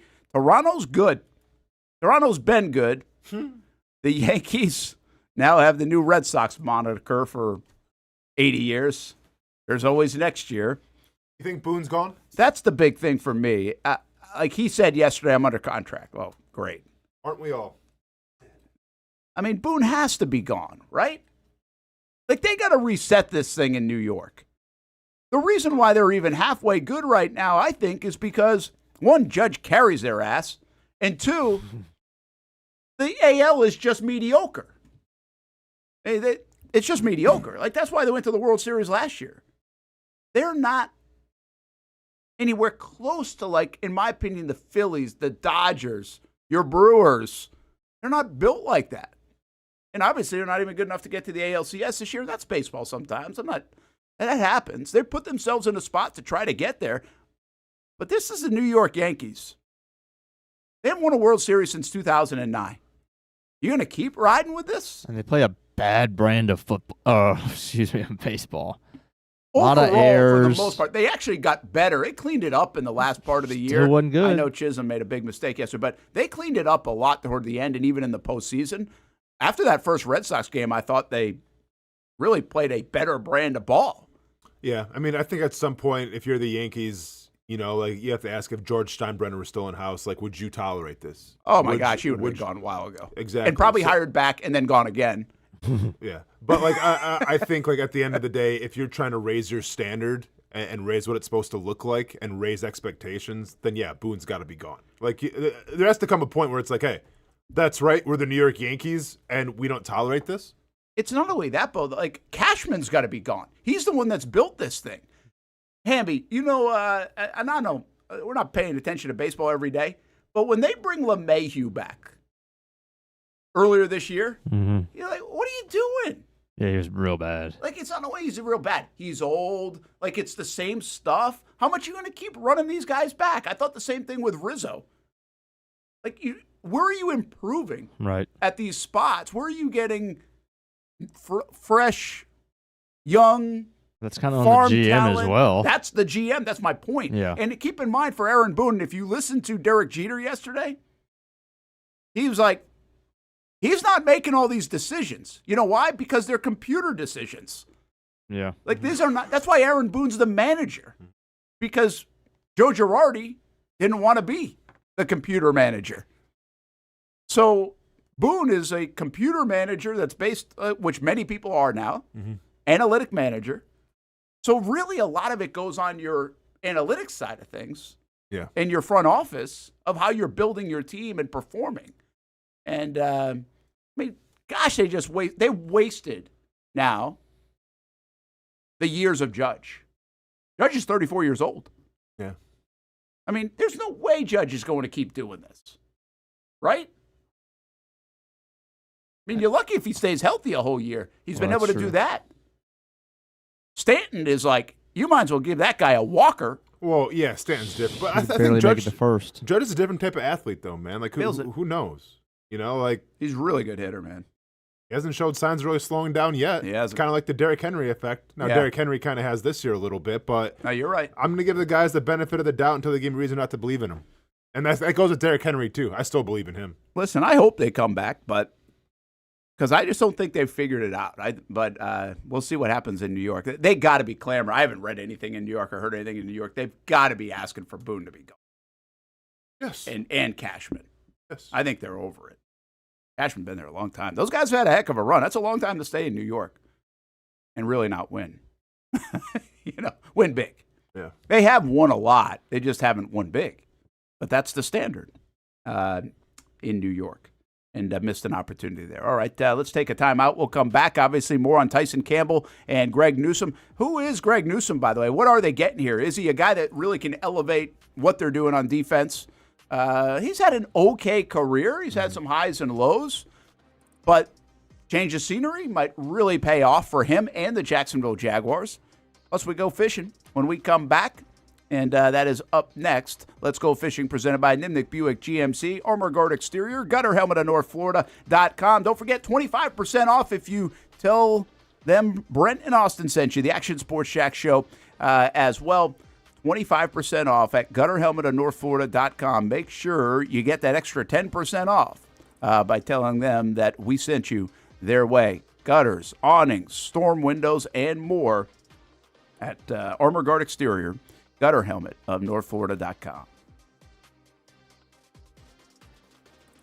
Choose your own adventure. It's not just a saying, but a way of life here at Cycles of Jacksonville. And whether it's 2 wheels or 4 wheels, at Cycles of Jacksonville, a great adventure awaits. With brands like Honda, Vespa, Segway, and Triumph, Cycles of Jacksonville has you covered with their inventory featuring a 60,000 square foot building. If 4 wheels is more your thing, check out the largest selection of Honda Talons in the entire county. No matter what you're looking for, Cycles of Jacksonville is going to have the selection you need, all with great financing and rebates. Plus, if you're active duty military, Cycles of Jacksonville will offer you 0% financing along with great discounts for military and first responders. And when you want to get off the road and set sail, Cycles of Jacksonville has you covered with everything you need to get on the water. So if you're ready for a great adventure, let Cycles of Jacksonville be your guide. located off Atlantic Boulevard, or check out their website at cyclesofjacksonville.com. How do we make Mason's famous lobster rolls? It's simple. We get up before dawn, head into the open waters of Maine, haul in our traps by hand, and send only the best straight to our restaurants, where we add warm butter or chilled mayo with a squeeze of lemon and pile it on a toasted split-top roll, just like it's been done for nearly a century. That's the recipe for Mason's famous lobster rolls. Thanks for meeting me here. You okay? You're my only lawyer friend, and I need your professional opinion. Okay. You see that brand new Hyundai Tucson out there? Yeah. That's all I paid for it. Do you know what you want? Yeah. I think I do. Enjoy your new car. Thanks. Bye-bye. Deal so right, it almost feels wrong. The Hyundai Getaway Sales Event. Lease a Hyundai Tucson for $259 a month, or get 2.99% APR, or get $1,750 bonus cash. Hurry in. Year 2 is in the books for the Jacksonville Armada women's under-23 squad, taking another step forward in the Women's Premier Soccer League. Under the guidance of head coach David Goff, the girls in blue went undefeated at home for a second straight season, including a dramatic draw in the opener. And they've left it to the death. Unbelievable stuff. And a late winner to end the season at home. Headed on. Here's a chance. Gianna Ramirez brings it down, still alive, takes a shot, and into the back of the net. After fielding a younger roster in 2025 with talent from all across Northeast Florida, the future is bright for the Armada women's team.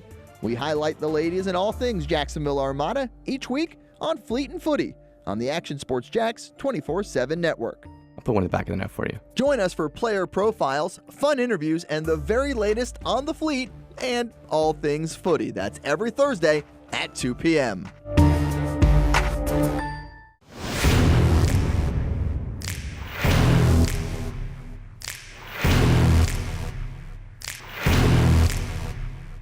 Grab some friends and go to a restaurant, or head out for a drink and some conversation. Watch your favorite team play on the big screen.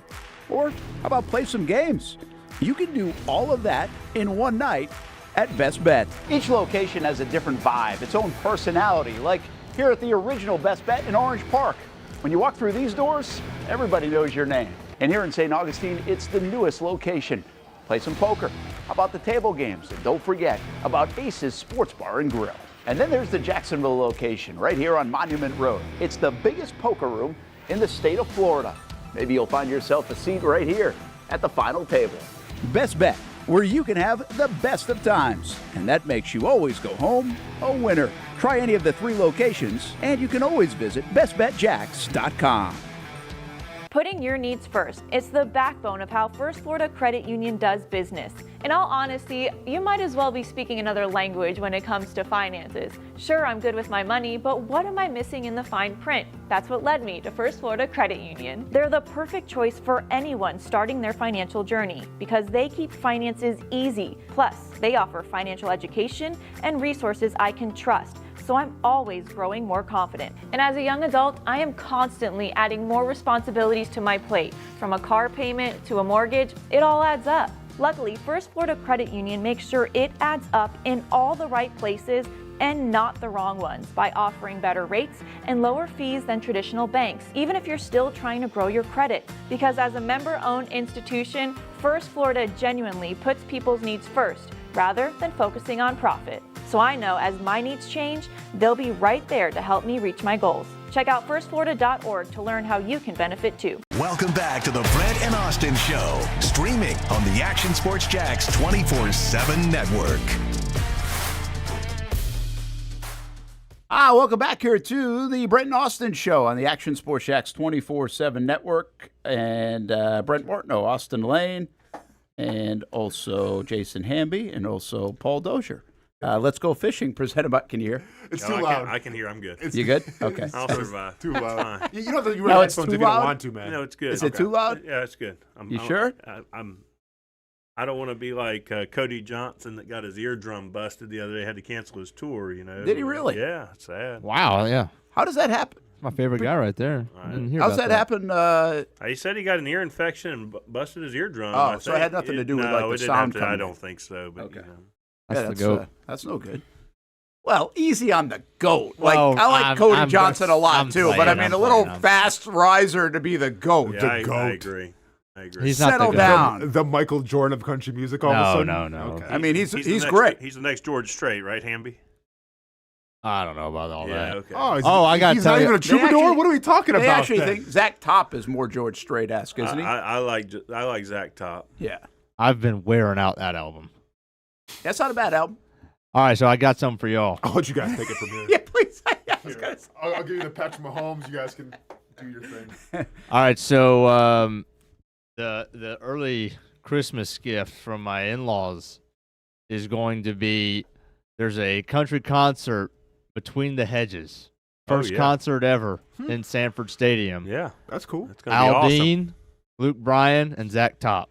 Oh, Top's going to be there. Even more than that. I mean, I don't remember who else it was, but there was other headliners. I mean, it's like 4.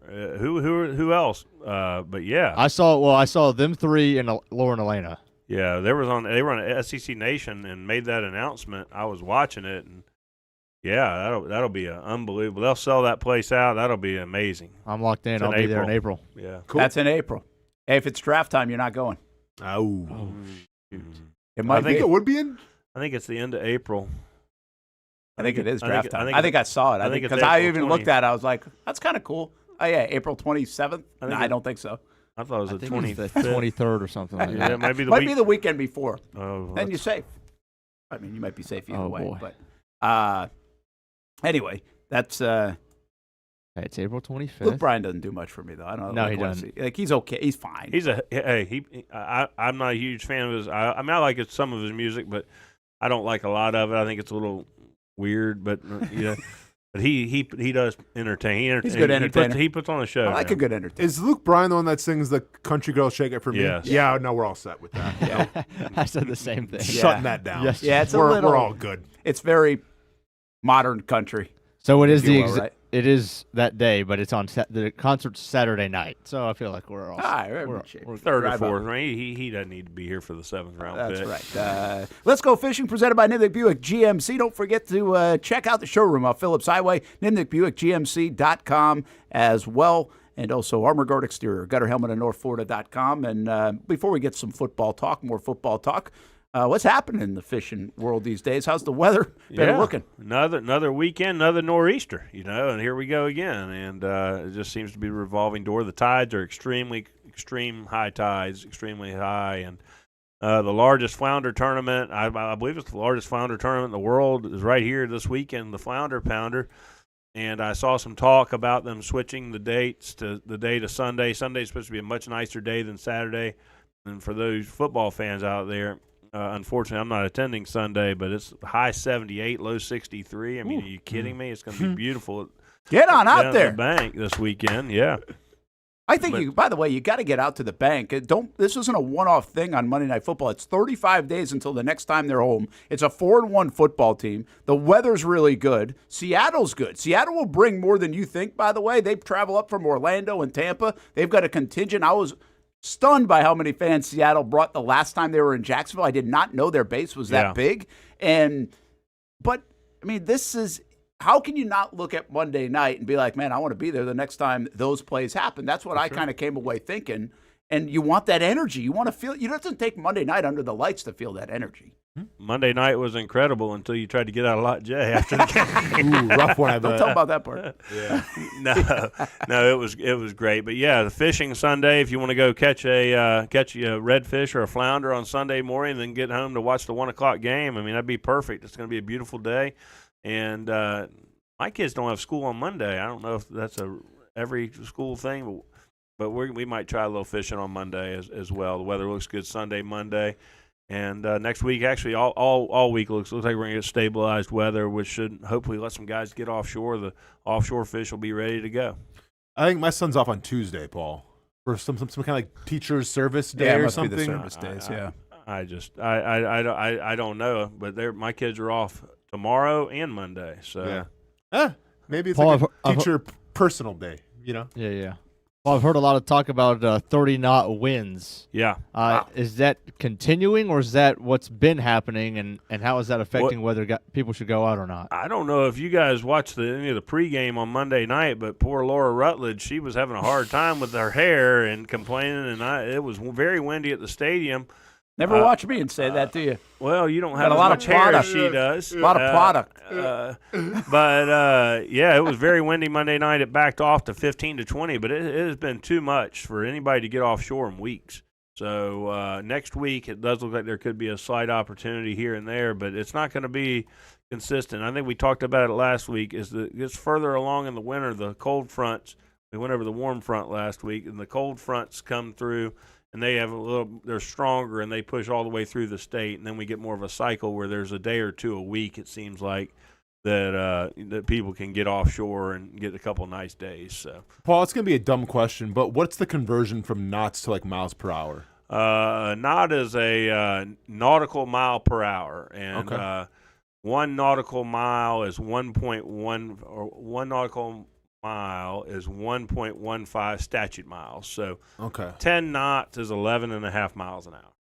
Okay. So like Jacob Mizowski for the Brewers is throwing like 110 knots when he's taking the mound. This has never been correlated. He's before. not throwing like it is now. Paul, it do is you know now. who that is? He doesn't know who that is. Why would he care who the Miz is? I've watched. You know what? I used to be a giant baseball fan. And this is a true story. When I was a kid, I was a huge Braves fan. Dave Justice was my favorite player, and Ron Gant. And we used to go to spring training in West Palm Beach and I got Deion Sanders' autograph in 1991 before the Braves were ever good. And we went back in 92, and there were fences up all around the place, and you couldn't get close to the players. You could literally walk up to the players' cars when they pulled in the parking lot in the morning and hand them your card, and they'd sign all you want. Nobody liked the Braves back then. Anyway, they got good, won the pennant, everything.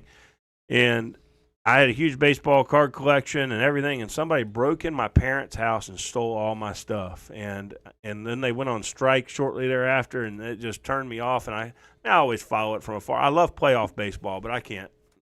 My friend Todd watches every Braves game. He has the MLB package. It's appointment TV every day for him. So, yeah. But I watched the baseball yesterday and last night, and I like the intensity of the playoffs. Hamby, I gave you a couple of pictures. I got Captain Roger, but I got a picture too. And there's a picture that Captain Roger sent. I might even have another picture of Chandler. What do we got there? We got a nice catch of flounder and 2 really nice redfish is what we have there. Those will do somebody some good tomorrow or Saturday or Sunday in the flounder pounder there. That's good. Best way to eat flounder? What do you like? Anyways, good. Anyways, good way. Flounder's really good. One of the best fish. All right, and Captain Roger Bump sending those pictures in. He's also got our Action Sports Shacks fishing tip of the week. Captain Roger here with your Action Sports fishing tip of the week, and a couple flounder rigs to get you started. We only got a few days for flounder, less than 2 weeks. The first one is a knocker rig. I start out with a 1/2 ounce egg sinker. Whenever you're using finger mullet, you want at least a 1/2 ounce. So that's what your starting point is. And I like that weight to free slide, and that gives that action, that added action for the mullet to swim around and look lively as it can be. Another rig, when I'm fishing open water, open flats, is just a simple Carolina rig. Again, I like to have that weight able to free slide the line. I give it a pretty good, decent leader to let that finger mullet swim around. And a lot of times when you know when a flounder is about to hit, because if you've got a good lively finger mullet, it will shake the rod tip and you'll know you're about to get hit. Once you get the hit on either rig, you wait until that flounder doesn't want to let go, and then you set the hook. Another tip, sharp hooks. Have the sharpest hooks you can. Sharp hooks are better than too big or too little. Make sure those hooks are super sharp. Until next week, this is your Action Sports fishing tip of the week. Thank you, Captain Roger Bump, for that. And, well, you always tell us, man, bait, but also how you set everything up. That's like it's the game within the game. Presentation's as important as the bait. With the bait, a good lively bait, a lot of these guys will go catch their mullet and keep them overnight in a live well and aerator. Those fresh ones you catch the morning of are always going to be better than the ones that have been stocked overnight. How about that? That's the work, the strategy part of fishing, right? But I bet a lot of people are like, I think I would be like this, like, yeah, I just get out there and let's go have a day. Yeah. But that's probably the difference between people that are really good and not, right? That's right. And another thing, for if there's anybody out there fishing the flounder tournament tomorrow or Saturday, I'm sorry, but there's don't be afraid to put a bigger bait on there. These fish will eat a giant. A friend of mine caught a 5-pound flounder one time, had about a 10-inch mullet in it. So they will eat a big bait, and other baits too. I don't a big old smaller pinfish or a croaker. I wouldn't be afraid to use that. Don't just think you have to have a finger mullet. Another picture. This is Chandler Dantzler, by the way. He was down in the Keys. Look at that water. Yeah, look at that fish. That doesn't look like the St. Johns River. Huh? It's a nice tarpon there. That's a tarpon. That's a tarpon there. That's a good one. That's a perfect size tarpon. That one, that's probably a 30-pounder, 20 or 30-pounder, and we catch them sometimes around here that are 120 or 30 pounds. And if you get that 120, they're mean suckers, man. Are they? You'll fight them for a long, long time. Yeah. That looks like a good-looking fish. Like we've shown a lot of good-looking fish during Let's Go Fishing, presented by Nimnick Buick GMC and Armor Guard Exterior. Got her helmet at NorthFlorida.com. But that one that's like a good size, good-looking. Beautiful fish. That's a inshore man's blue marlin is what that is. That's the pinnacle of inshore fishing, I'd say, as a tarpon. They get big, they jump, and they fight hard, and they're tricky to catch. So that's a fantastic catch. Yeah, that's the game. Paul, what's the one fish like you have to be hesitant to kind of hold? Whether they have like stingers or anything, like where like you hold it up and everything, take the picture, but it's like you're kind of stressed out when you're. I don't like catfish because they got things all over them that'll stick you in. Offshore, you catch a big wahoo. A wahoo's got very razor sharp teeth, and they can really get you and with the teeth, and you need to be very careful with wahoo, kingfish. I mean, they're more dangerous than barracudas even. Wow, how about that? We did catch a barracuda one time. Remember, we were kingfishing. Yeah, barracuda, shark, and kingfish. That was the trio. Yeah, well, you had 2/3 of the trash can slam there. I like that. That's cool. That's good. All right, you're off to Texas A&M. Yeah. Your favorite place in the SEC, my favorite right? place Midnight in the Yell. SEC. Let's go. Yeah, we're not gonna midnight yell. We're not gonna. We might midnight yell, but we'll see. We'll see. Who knows? That Billy Napier. He's something, man. I think the most frustrating part of being a Gator fan is we kind of thought that they had that in them, what they showed last week, and where's it been? I mean, why does it have to? Why does it take for the? Is that not the sign of a poorly coached team? I mean, that you got to wait your backs against the wall. Why can't you get it out of them? Hey, we'll see what they do this week. I mean, I truly believe that. I don't know if they at this point if they lost Saturday and lost to Ole Miss and beat Georgia and FSU and Tennessee, how they could fire them at 7-5. I don't know. But, yeah, it is fascinating, right? Because everybody's been waiting on them to quit. Yeah, I mean, every time. I said it. Anybody, any Gator fan really has been like, okay, they're going to quit soon. They're going to quit soon. They're going to quit soon. They've proven they're not quitting under Billy Napier. True. They've proven that last year. They prove it again this year. But it does make you wonder when he says, like, I think it was earlier in the week because they had a bye week, or maybe it was 2 weeks before the game or 10 days before the game. It's like, yeah, he's got a look in his eye, right? You even kind of sarcastically quoted it. And that was about Lagway. Mm-hmm. And then some of the plays that they set up for Lagway just looked like, oh, that's football. Yeah. Right? That's like it should look like. It is a good question of why. Like, why does Lagway have a look in his eye? Why did you scheme stuff or call the plays that seem like they worked? Is it just a good against Texas's defense? Texas defense is good. They're supposed to be. Right? Yeah. So it's a fascinating thing about sports. It's not like baseball where it's like, well, they got your number. You hit it well today. You didn't hit it well tomorrow. Right. It's totally different. Yeah. It's like, why did you bring it today and you were on point and you were so far off point against South Florida? It's so frustrating. It's so frustrating. And, you think back on it. Had they eked out the win against South Florida, right? Yeah. And then they lost, and then you could say, and let's just say that they were, what are they, 2-3 now? They're 3-2. Yeah. And Lagway throws 5 picks at LSU, and they lose by 10 or whatever they lost by. And then Miami beats them up. And Miami looks like the best team in the nation, right? And then they go beat Texas at home. Everything's fine with the world. I mean, some people are still – yeah, that South I don't know Florida, about fine, but it's not like this. But that South Florida, now I'm telling you, half the Gator Nation wants them to lose Saturday and get blown out so they can just – So you have an excuse to say get him out. Yeah, get him out. I mean, they're afraid of 7-5. I don't. The Gator fan base is afraid of 7-5. I do not think they're getting blown out Saturday night. I think they might win. They might not win, but I mean, I don't think that defense. I don't think they're capable of getting blown out by anybody. Yeah, we'll see. Well, yeah, when you throw 5 picks in Baton Rouge under the lights and you only lose by 10, you might not be capable. I was Nussmeier. Something's going on with Nussmeier. We'll see. I'm curious. There's a lot of fascinating football games in the SEC this week. Yeah, I will tell you this one thing that's interesting. If the Gators somehow go build momentum, beat Texas A&M, because I think everybody's ripe for a loss. Texas A&M looks pretty good, but I don't think they're going undefeated. And I say the same thing about Miami. I think Miami's going to have a trip-up game. That's just the way the game works. But if they do that, and Georgia's playing Auburn, right? Mm-hmm. But you're going to start to get momentum about this Florida-Georgia game and what that could mean for Napier.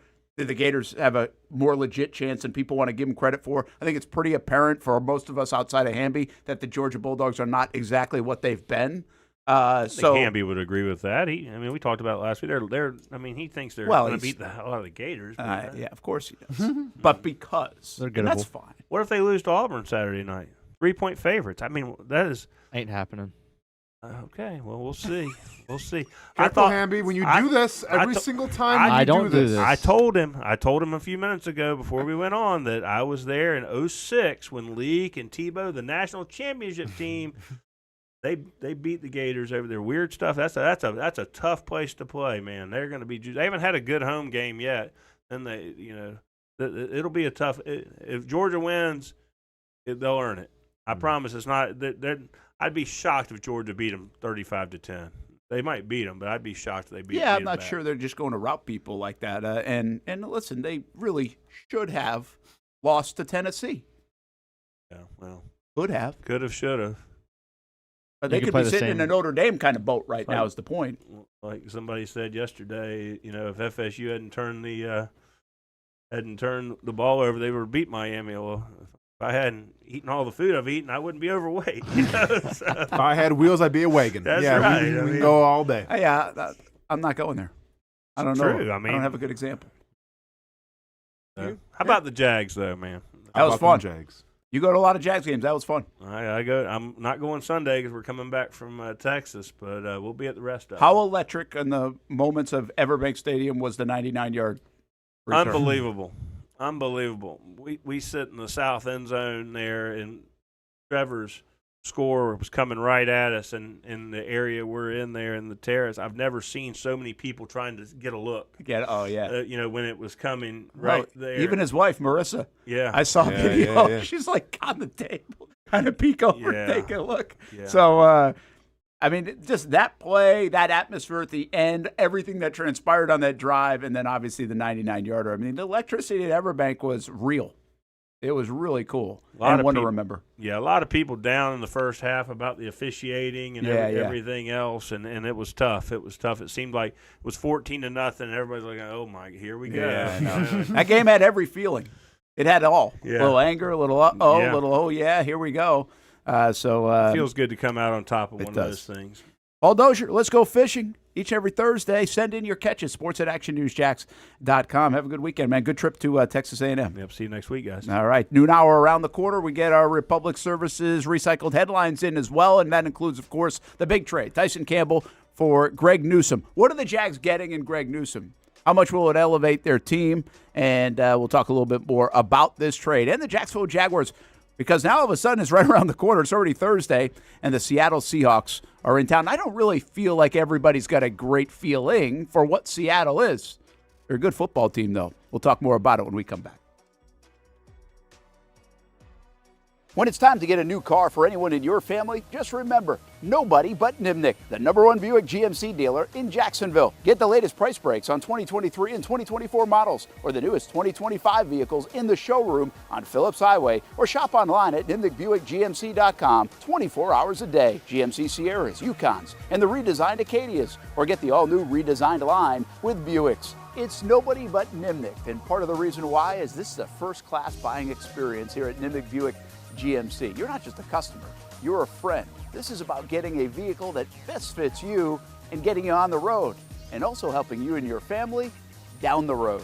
Nimnick has a treating you right guarantee, courtesy, respect, fairness, and most Buicks, GMCs, and Jacksonville's only Car Bravo dealer, nobody but Nimnick. Who has put in the most years and stands behind a better experience? Nobody but Nimnick. GMC. We are professional grade. If you look good, you feel good, and the medical professionals here at Ponte Vedra Vein and Aesthetics are here to make you feel your best.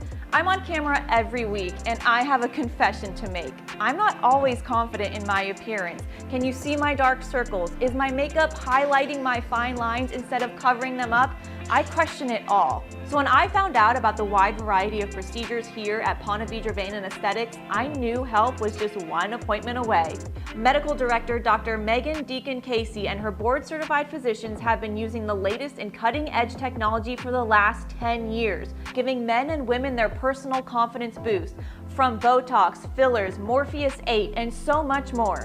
The hardest part was figuring out what I needed. Thankfully, the medical team walked me through what would work best for me through a free consultation. Come look and feel your best with the team here at Ponte Vedra Vein and Aesthetics. Visit them at one of their 2 locations, either over in Ponte Vedra or on the south side.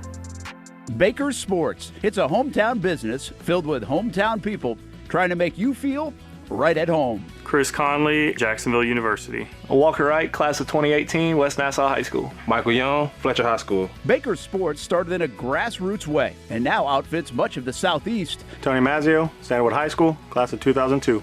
High school sports, travel sports, youth sports of all kinds. They are a one-stop shop carrying Nike, Adidas, Under Armour brands, and more. Vincent Caldes, Oak Leaf High School. Samuel Coffrin, Paxton School for Advanced Studies. Whether it's sports teams on the field or it's your team in the workplace, like our Action Sports Jacks team, and community events like the Dream 18 Golf Tournament, and many others. Cole Tilley, Hilliard High School. Reagan Webb, Eagles View Academy. Look good, feel good, play good with Baker Sports. Custom sports apparel since 1997. Shop with the hometown team at bakersport.com.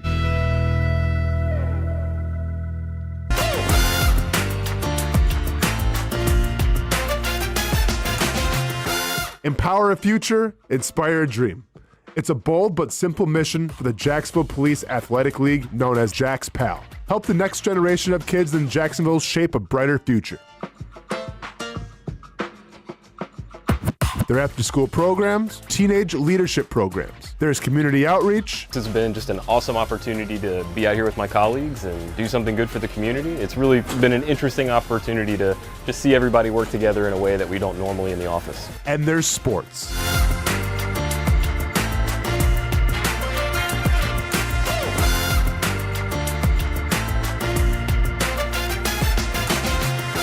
There are also ways you can help the next generation with a donation of any kind. Just visit jaxpal.org to get more information. Empower a future, inspire a dream with Jax PAL. Most of us know how to throw.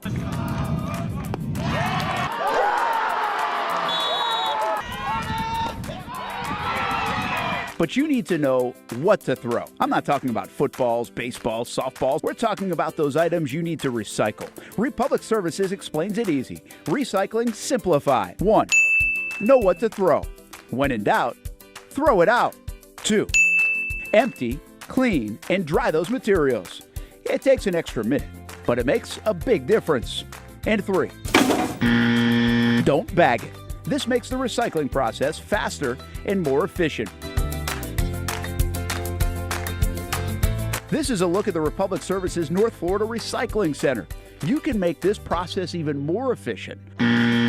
By utilizing those 3 steps, Republic Services can help you become a better recycler in your home. Learn more at recyclingsimplified.com. Welcome back to the Brent and Austen Show, streaming on the Action Sports Jax 24/7 network. Well, here's the big story of the day of the last about 15 hours. The Jacksonville Jaguars making a trade for that guy, number 0, not the guy on the right. Not yet. Justin Jefferson. They look good in a Jags uniform. Well, Greg Newsome, he will be in a Jags uniform, and anything's better than those Cleveland Browns uniforms. Tyson Campbell goes up to Cleveland instead.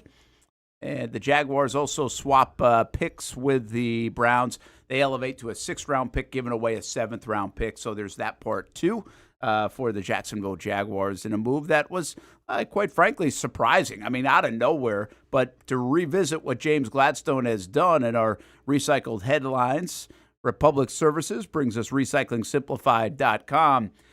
James Gladstone's been making moves now ever since August, if you really want to go all the way back. Luke Fortner for Colin Saunders. Now, Saunders has hardly played much. Fred Johnson traded away to the Eagles for a pick. That looks like a really good move because Jags look really deep on the offensive line. So they added to their draft capital there. Then Tank Bigsby in a loaded backfield at the time earlier this season, traded away to Philadelphia.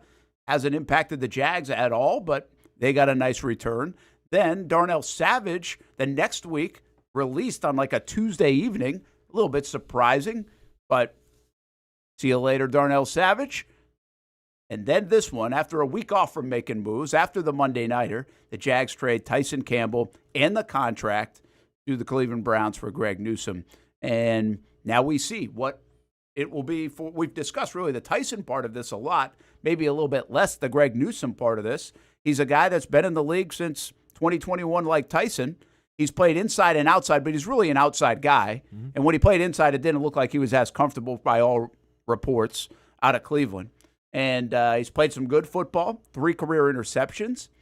But this feels like a scheme thing. And now how does he fit in Jacksonville with Campanile? And there's almost this kind of sense of confidence that'll fit in really well. And this will be a good move because it seems like right now, Austen, everything Gladstone and this Jags regime does, you have faith in is going to work out in a good way. Yeah, I mean, I think the biggest thing that you talk about bringing him in now is that, you know, his ball skills can speak for themselves. I think, you know, since Tyson Campbell got here, and then don't get it twisted, like there was some good. There was actually some great with Tyson Campbell, right? But that there was a lot of bad as well. And I think the biggest thing that was a detriment to Tyson Campbell was the ball skills, was the ability to turn his head around, track the ball, make big plays. He just didn't have that intangible to his game. You're hoping now that maybe the new guy coming in, Newsome, can bring that intangible. And especially when you're talking about a lot more zone coverage than you are man coverage, the whole thing of zone coverage is you got to have eyes, right? Like it's not just you're going hip to hip, you're watching the receiver's hip and breaking off. No, like now you have to see the whole landscape of things. And you think that Newsome's going to have the IQ and the eye discipline to help out this defense when they're in zone coverage. Get rid of that Tyson Campbell, Jag stuff. I don't have any. Got any Greg Newsome? Actually, you have some pretty random stuff, so I wouldn't be surprised. I might actually have a Greg Newsome. I think he was a Pro Bowler. Yeah, he was an all-rookie team guy, too. Do you have any Grant Delpit stuff? I did. You did, but it was hot off the shelves, wasn't it? Flying off the shelves. I moved it pretty quick. I know you did. No, that's real. I did actually have a lot of Grant Delpit stuff. Yeah. You were a fan. I can't remember. You're a fan of Delpit or not a fan of Delpit? No, I thought you were not a fan of Delpit. He wanted them to pick him bad. Yeah. Yeah. Because the whole outfit and everything he was rocking. Right. Yeah, we got it. Apparently, Newsome's a personality guy as well. Okay.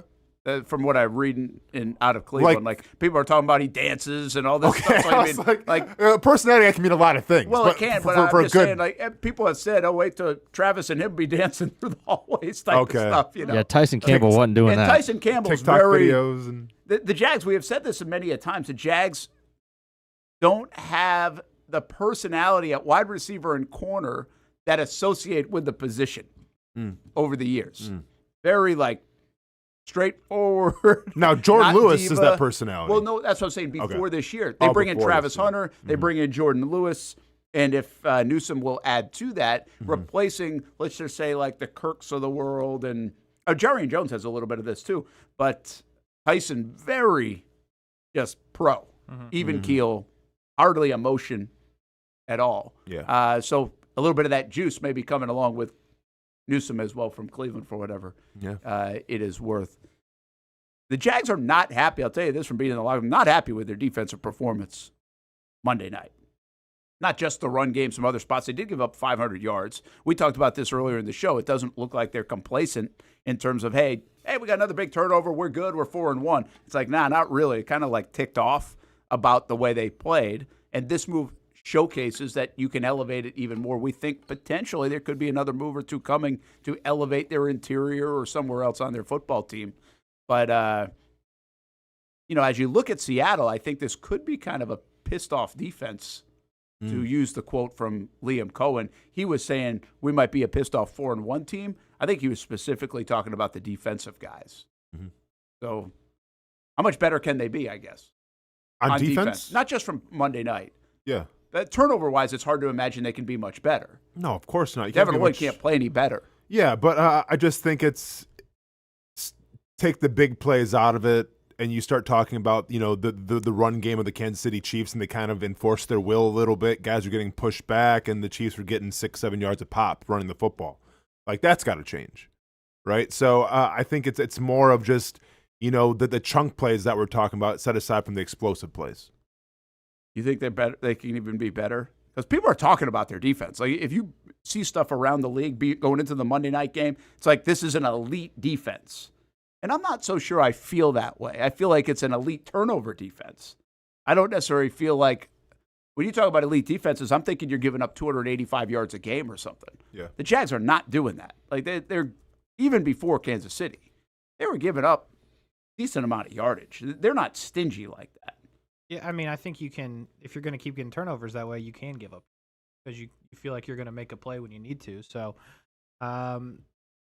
and they can probably be better, although I do think it's a bit questionable now because you see what happens with Trayvon. But right now, going into Seattle as it stands, you don't have two of your top 4 players you thought on defense coming in the season because you just traded one and one's hurt. Yeah. Questionable. And you really don't know what Travis Hunter is on defense at this point. No, you started to feel pretty good about it, I think. I had the comment of, dude was running stride for stride with Xavier Worthy in a go route. That's fair. Like, that's all I had to see to know, okay, this might be your best cover corner you have. It might be. Yeah, sure.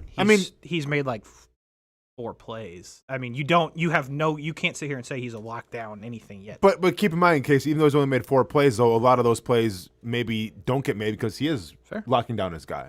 But corner is such a hard position to really judge it. Like, we can say wide receiver, okay, what are his numbers? Okay. Like corner, it's a little harder because, okay, well, they're not going his way all the time. Is that a good thing?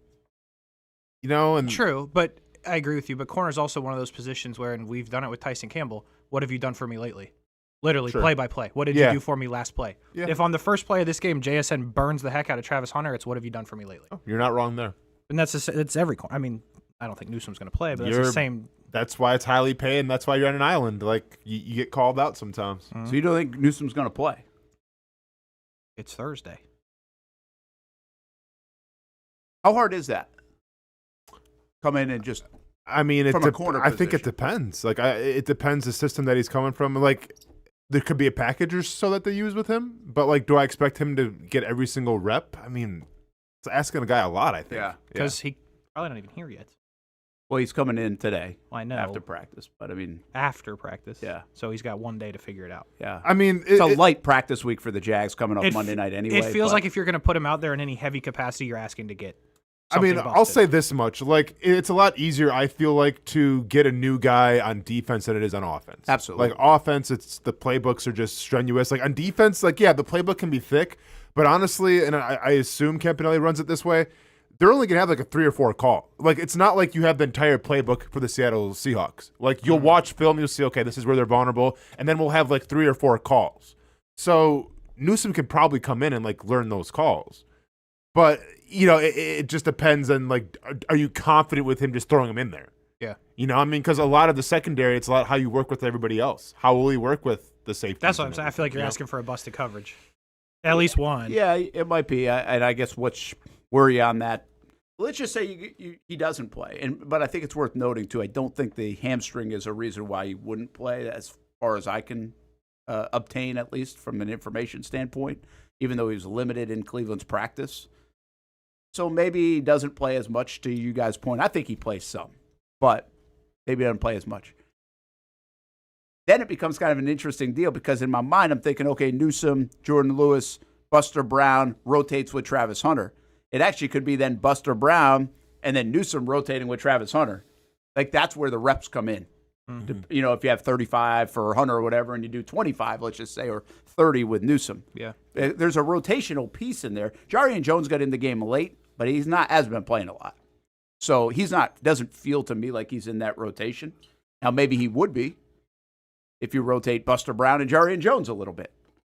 But they have some pieces to be able to use, but I think they're going to try to get Newsome up to speed and out there as quick as possible without being a detriment to the defense and putting them in a rough spot. Mm-hmm. If it was a pass rusher, it would be way easier. Of course. Right? Yeah. Tell him just go get him. Yeah. But there's more communication in that back end that you do have to figure out. You guys love, and this isn't a criticism, JSN. Yeah.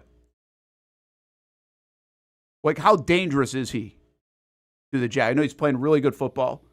It's kind of like when you ask like a Puka Nacua question we're going to ask next week. We've had this conversation about explosive versus a volume guy, that he's going to be there. 3rd down and 8, boom, he's got it. Mm-hmm. A little run after the catch, got it. Mm-hmm. But Justin Jefferson or Jamar Chase, big play. Like, where does he fit in?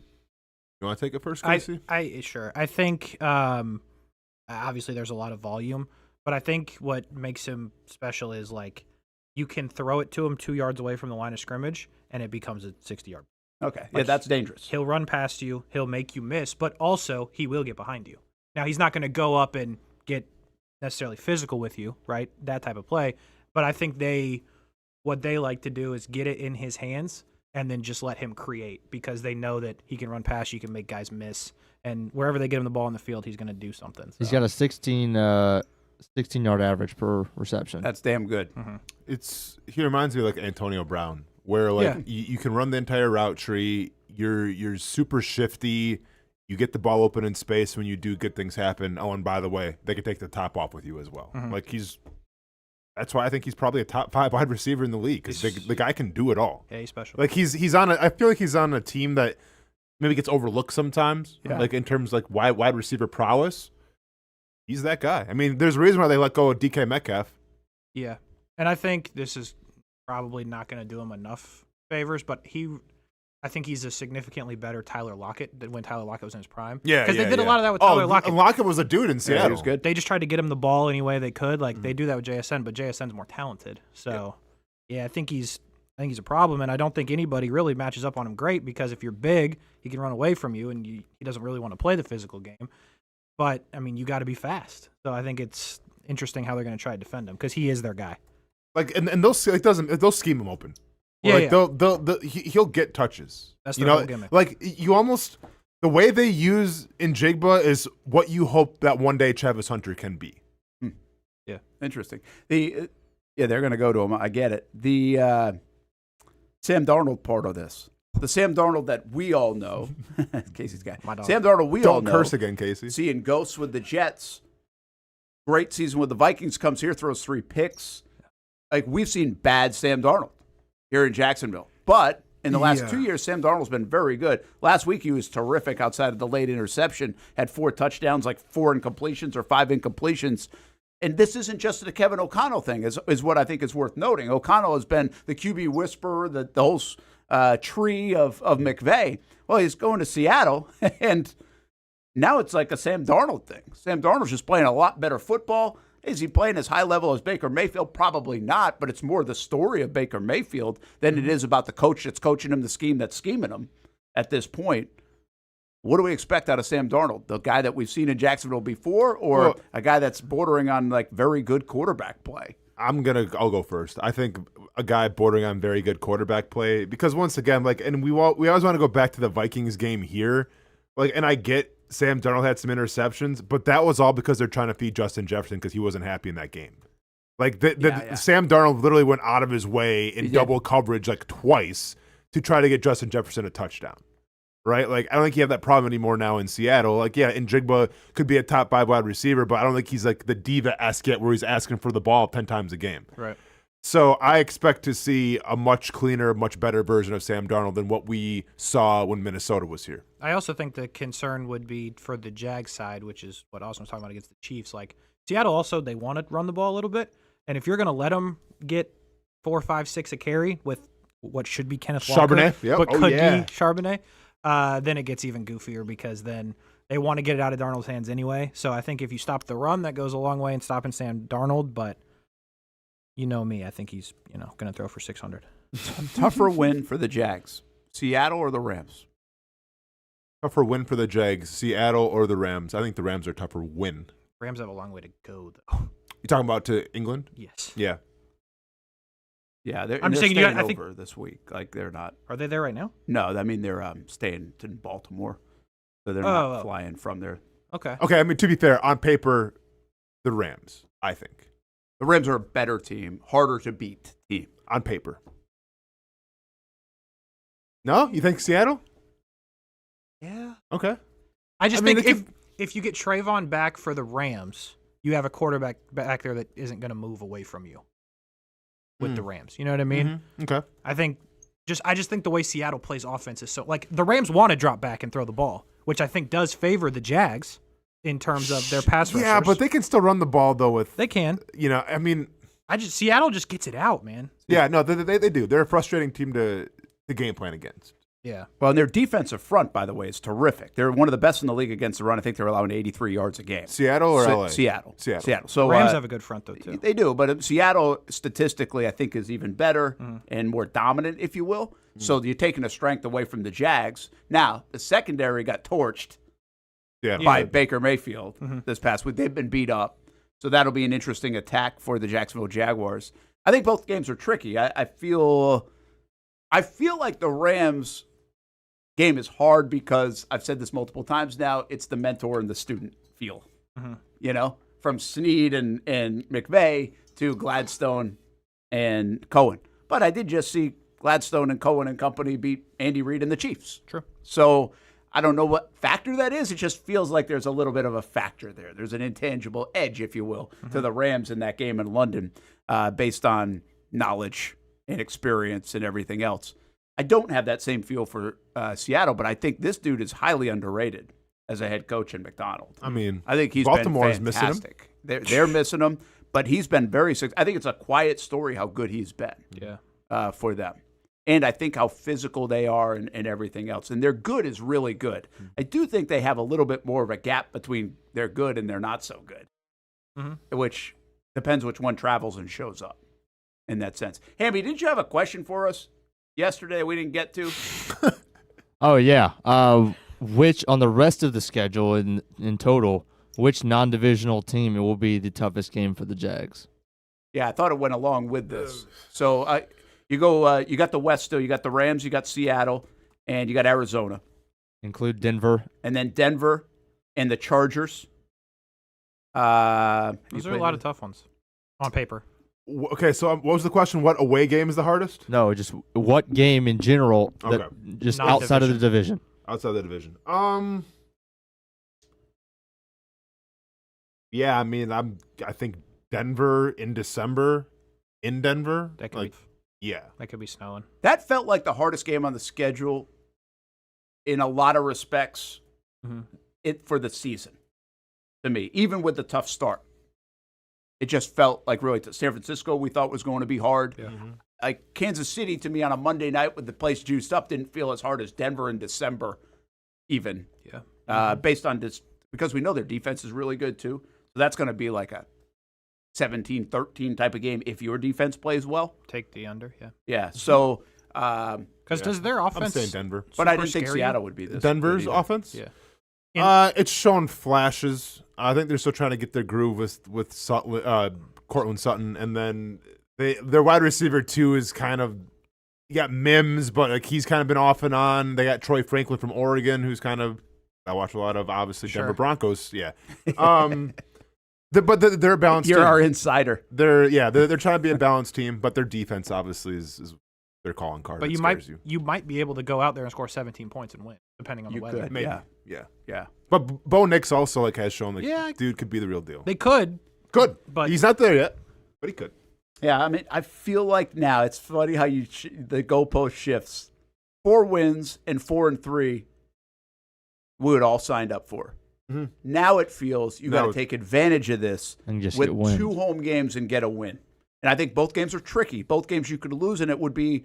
It doesn't mean you stink. It doesn't mean things are bad. It's just they're good football teams. Mm-hmm. And I think there is a stretch you might lose 2 football games in a row this year, and they haven't yet.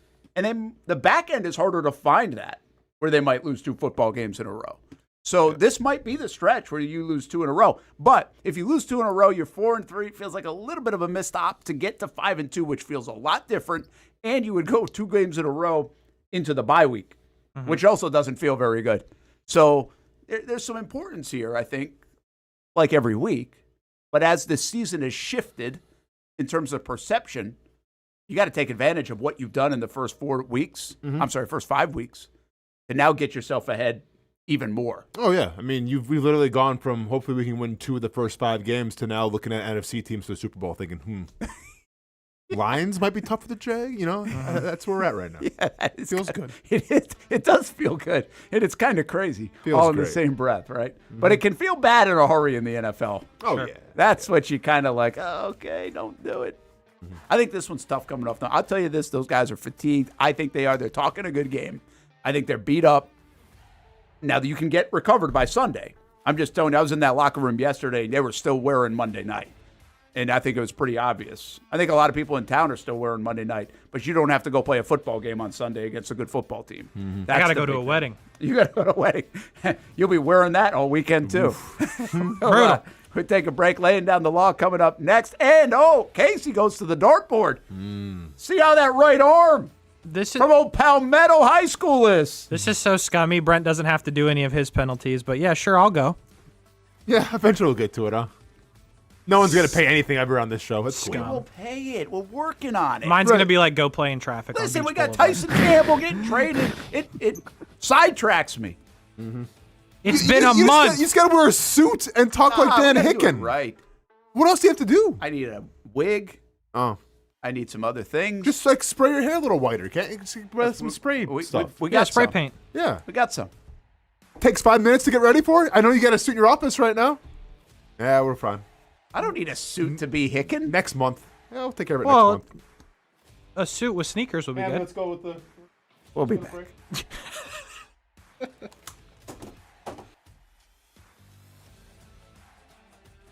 If you don't see a pit, it ain't legit. When you hear that, you think Bono's Pit Barbecue, a staple in Northeast Florida now for 75 years. A place that feels like home with friendly service, a meeting place for friends, family, or business occasions. On the menu, the corn nuggets are a favorite in our house, but there's something for everyone. Sandwiches, platters, salads, sides, desserts, and family feasts. You see Bono's all over the place in Northeast Florida. You know, there are almost 20 locations in the Jacksonville area now, so stop on by, sit down, and dine in with Bono's. You can also take it to go. There are drive-thrus in many of the locations, and they have delivery options too. Just download the Bono's app to make things easy. I signed up for the loyalty program, and you can too, to get special offers. If Jacksonville is home, few things feel more Jacksonville than Bono's Pit Barbecue. Celebrate 75 years and many more to come. Bono's Pit Barbecue. If you don't see a pit, it ain't legit.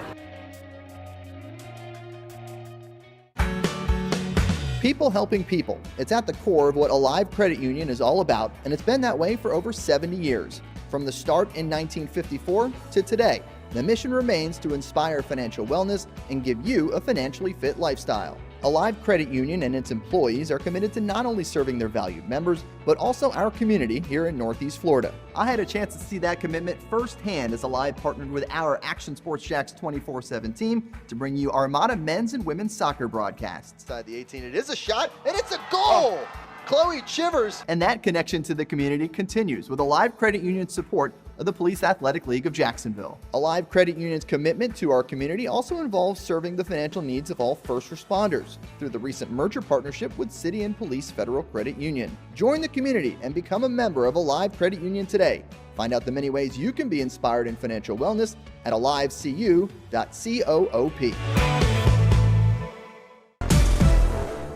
CGC Water Treatment and Plumbing is taking their 75-plus years of expertise and expanding to CGC Home Services. Water treatment and plumbing is still a big part of what they do, and now they can do even more for you. Home services like kitchen and bathroom remodeling, showers, sinks, faucets, toilet repair, backflow testing, and the list keeps going. Find all they can do at cgchomeservices.com or give them a call, 904-298-7052. It's a new look and a new name with the same expertise. They've been serving homes like yours since 1946. CGC Home Services, right here in Jacksonville off St. John's Bluff Road, 904-298-7052. And visit cgchomeservices.com. Florida license number CFC 1432579.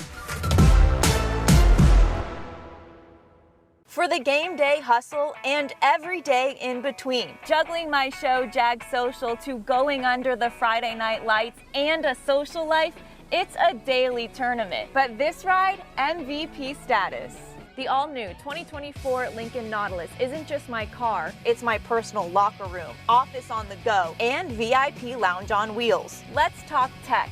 My profile remembers everything from customizing my dash display to setting the ambient lighting and my signature scent. And wireless charging, essential for live tweeting scores. Whether I'm packing for a beach day with friends or heading to the gym, there's space for every passion. After dominating all day, this becomes my recovery zone. The massage feature is like having a personal PT on call. Life's a non-stop game, but with this ride, I'm always on my A game.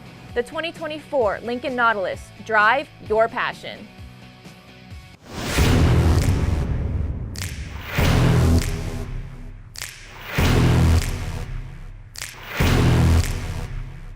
Grab some friends and go to a restaurant or head out for a drink and some conversation. Watch your favorite team play on the big screen. Or how about play some games? You can do all of that in one night at Best Bet. Each location has a different vibe, its own personality, like here at the original Best Bet in Orange Park. When you walk through these doors, everybody knows your name. And here in St. Augustine, it's the newest location. Play some poker. How about the table games? And don't forget about Ace's Sports Bar and Grill. And then there's the Jacksonville location, right here on Monument Road. It's the biggest poker room in the state of Florida. Maybe you'll find yourself a seat right here at the final table. Best Bet, where you can have the best of times. And that makes you always go home a winner. Try any of the 3 locations, and you can always visit bestbetjacks.com. Welcome back to the Brent and Austen Show, streaming on the Action Sports Jax 24/7 network. Ah, there it is, the dartboard. The dartboard that I had to throw at the end of September. No, the end of August. August? It's October. End of August. End of August? Yeah. End of August. Yeah.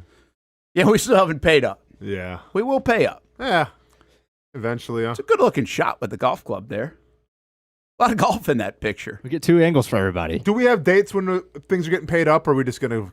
Can we, put it on paper, Brent? Yeah, I got to get through some stuff if I want to do it right. Because here's the deal. If I don't do it right, you guys are going to hammer me for not doing it right. So I'm trying to do it right, put a little effort into this thing other than just put gray hair on and sneakers. Okay. Well, you have to also talk like him, too. Okay. All right, man. Hey, do it. I'm just trying to help this show out because I feel like people in the chat have been clamoring for you to finally pay off this bet. Well, that's what the comments are saying. We will pay it off. Okay. The problem is then if I don't do it by tomorrow, which was starting to work toward tomorrow, then Tyson Campbell gets in my way in the last day and a half. And on top of that, then we go to London next week. All right. We'll see you guys in November. All right, Casey. All right, let's refresh everybody on the rules. Yep. So Casey lost the wagers on the weekend for September. He did really bad. Okay. Because of that, he's got to throw the dart. And there is a corresponding punishment for each number. There are 5 options, 20 slots on the dartboard, so each option has 4 entries, if you will. A bullseye means you are off scot-free. No punishment. The winner of last month was Dartboard Brent. Mm-hmm. So if he does not like where your first dart throw goes, he may ask you to throw one more additional time. Now, I woke up this morning extra pissed off because Casey had a video that he was going to make that was kind of making fun of me from yesterday. So I woke up in a sensitive. I'm just trying to set the scene, man. So I woke up in a vengeful Baker Mayfield feeling dangerous type of mood. Yelling at fans. So all of these punishments are Casey Kurtz specials. They correspond to Casey. And some of them are more mentally taxing, and some of them are more physically taxing. But nevertheless, they're taxing nonetheless. Casey Kurtz, good luck. All right, here we go. Good. Let's do it.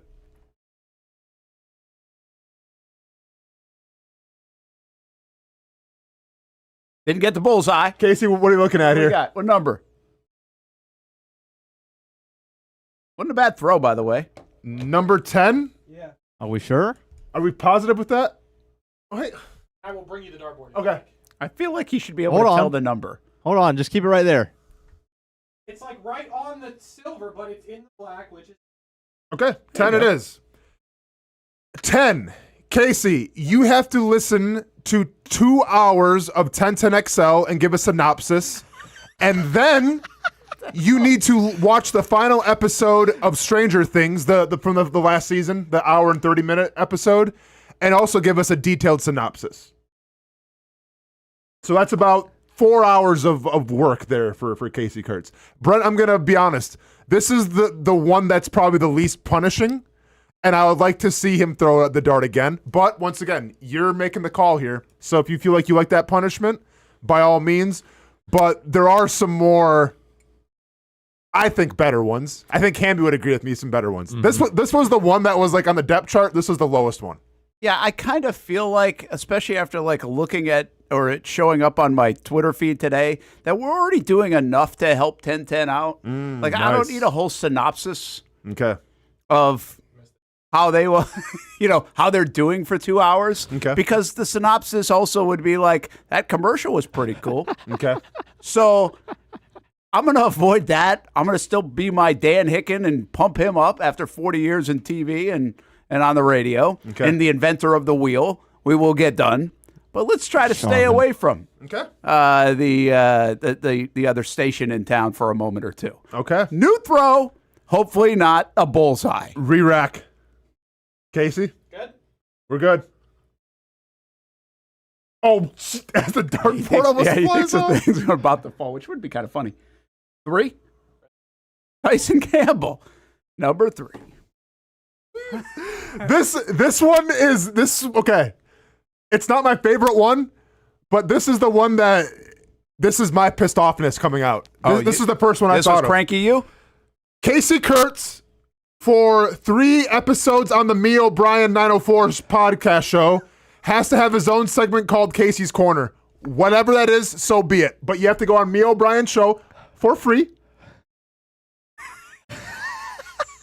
And for 3 times in the month, you have to do a segment called Casey's Corner. Club 904. Club 904. Me O'Brien, hope you got... Hopefully Mia doesn't mind. Say what? Hopefully Mia doesn't mind. I mean, hey.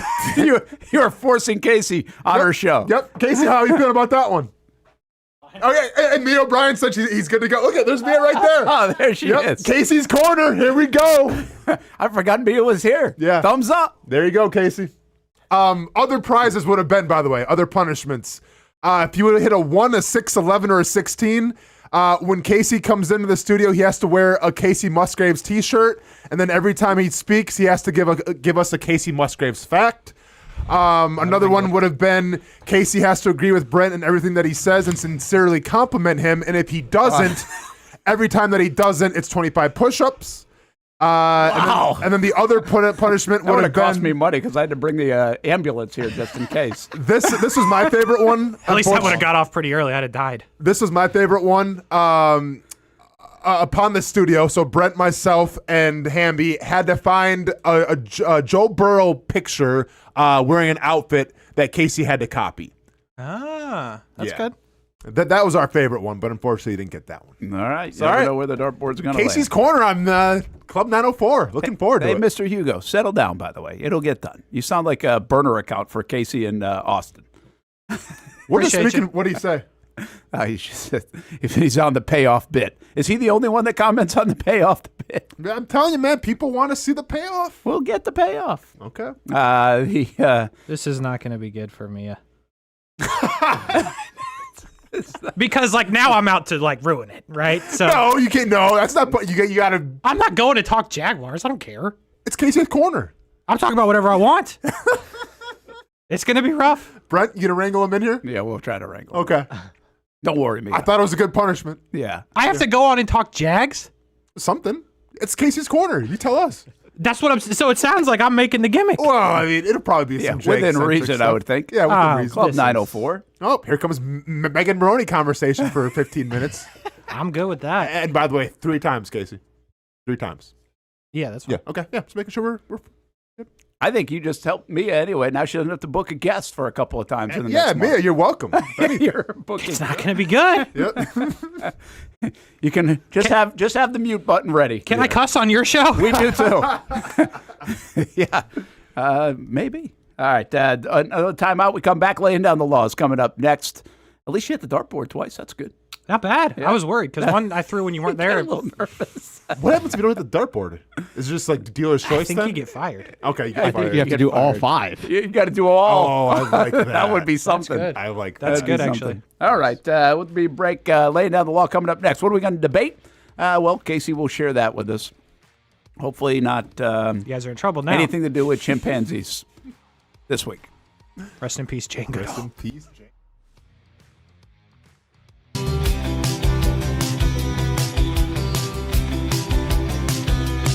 Welcome inside the Armor Guard exterior and gutter helmet showroom. There's a lot going on, like glass exteriors, replacement windows, and down there we have the retractable screens and awnings, plus hurricane protection. Let's talk more about those gutters, and to do that, we bring in Kevin. He's the owner, he's the expert. Why gutter helmet? Well, Gutter Helmet's truly the only maintenance-free product. It lets the trash and debris go on the ground, the water wraps around and goes inside. Unlike filters, they sit on top of the gutters, and the trash and debris build up on top of filters, which requires maintenance. With Gutter Helmet, we're going to keep you off the ladder, the most dangerous thing in your garage. With Gutter Helmet, you'll never clean your gutters again. So get off the ladder and put on the helmet. Gutter Helmet. Get a free estimate at gutterhelmetofnorthflorida.com. You can also call 904-762-7779 or visit the showroom on St. John's Bluff Road in Jacksonville.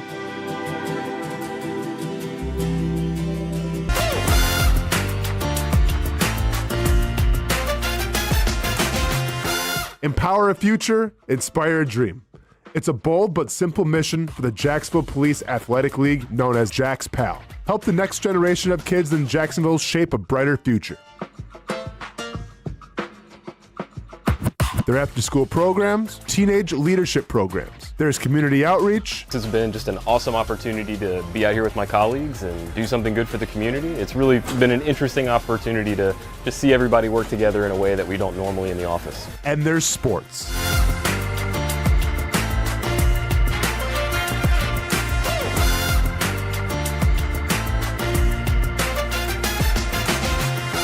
There are also ways you can help the next generation with a donation of any kind.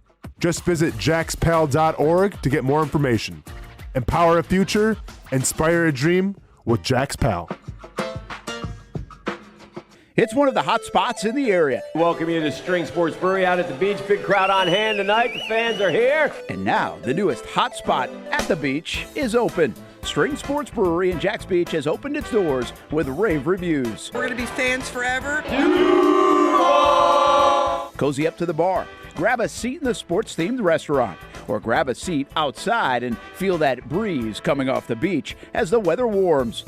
Just like the original location in Springfield, try the popular beer menu and come for lunch or dinner too, because the food is fantastic. We got a special guest in the house. He's happy. He's feeling good. He's Trayvon Walker. It's where we hosted Jags Report Live in the football season, and the String Sports Brewery staff can't wait to host you. Hey, welcome back here to String Sports Brewery. And if you haven't checked out the new location in Jags Beach, you got to do it. String Sports Brewery, now with 2 locations in Springfield and now open in Jags Beach on Penman Road. There's a saying in sports, you can't win them all, but you can win a lot with good folks on your team. Like that one painter, First Coast. It's tough to beat the sun in Florida, so your home fades. It's tough to beat that HOA when they come calling. Beat the sun, beat the HOA with that one painter, First Coast. And it's a good time to do it. Less rain to work around, and painting in mild temperatures is perfect. After all, the paint bonds to the surface so much better. Give that one painter First Coast a call at 904-417-3557 or look them up at first-coast.thatonepainter.com. Fast estimate, guidance on color and HOA requirements, and the highest quality job you'll find anywhere. Be a big winner in your neighborhood with that one painter First Coast on your team.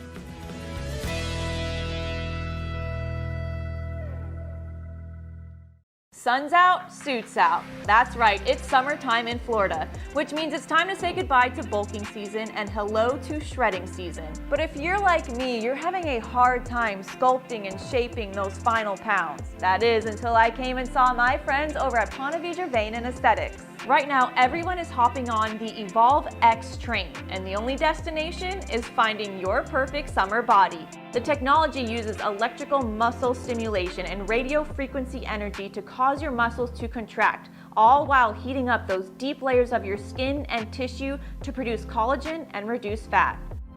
It's like doing 1,000 sit-ups in 30 minutes. No pain, no needles, just results, right? That's right. So leave those winter layers back at the station and come look and feel your best with the team here at Ponte Vedra Vein and Aesthetics. Visit them at one of their 2 locations, either over in Ponte Vedra or on the south side.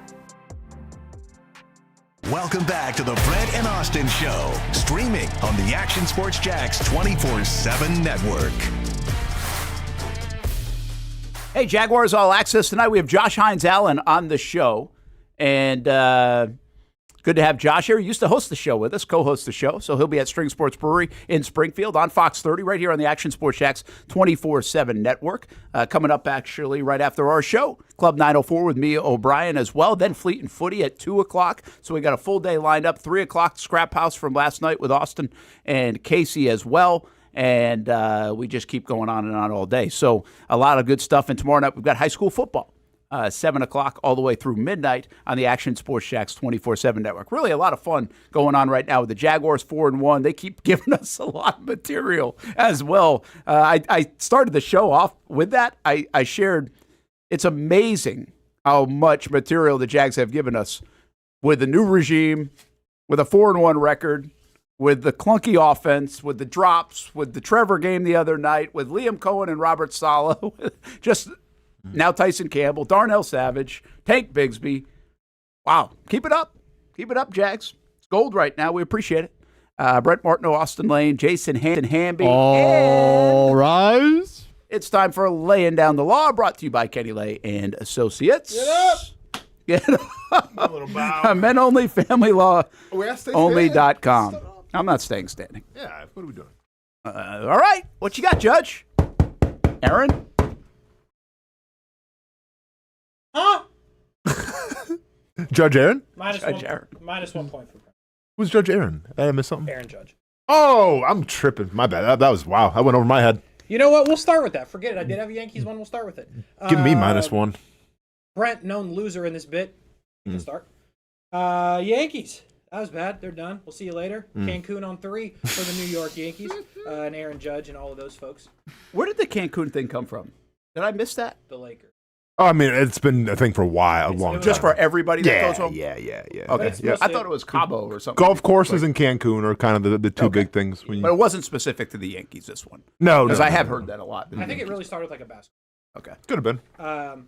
Anyway, the Yankees are on their way to Cancun as we speak after losing to the Blue Jays. Brent, you'll start.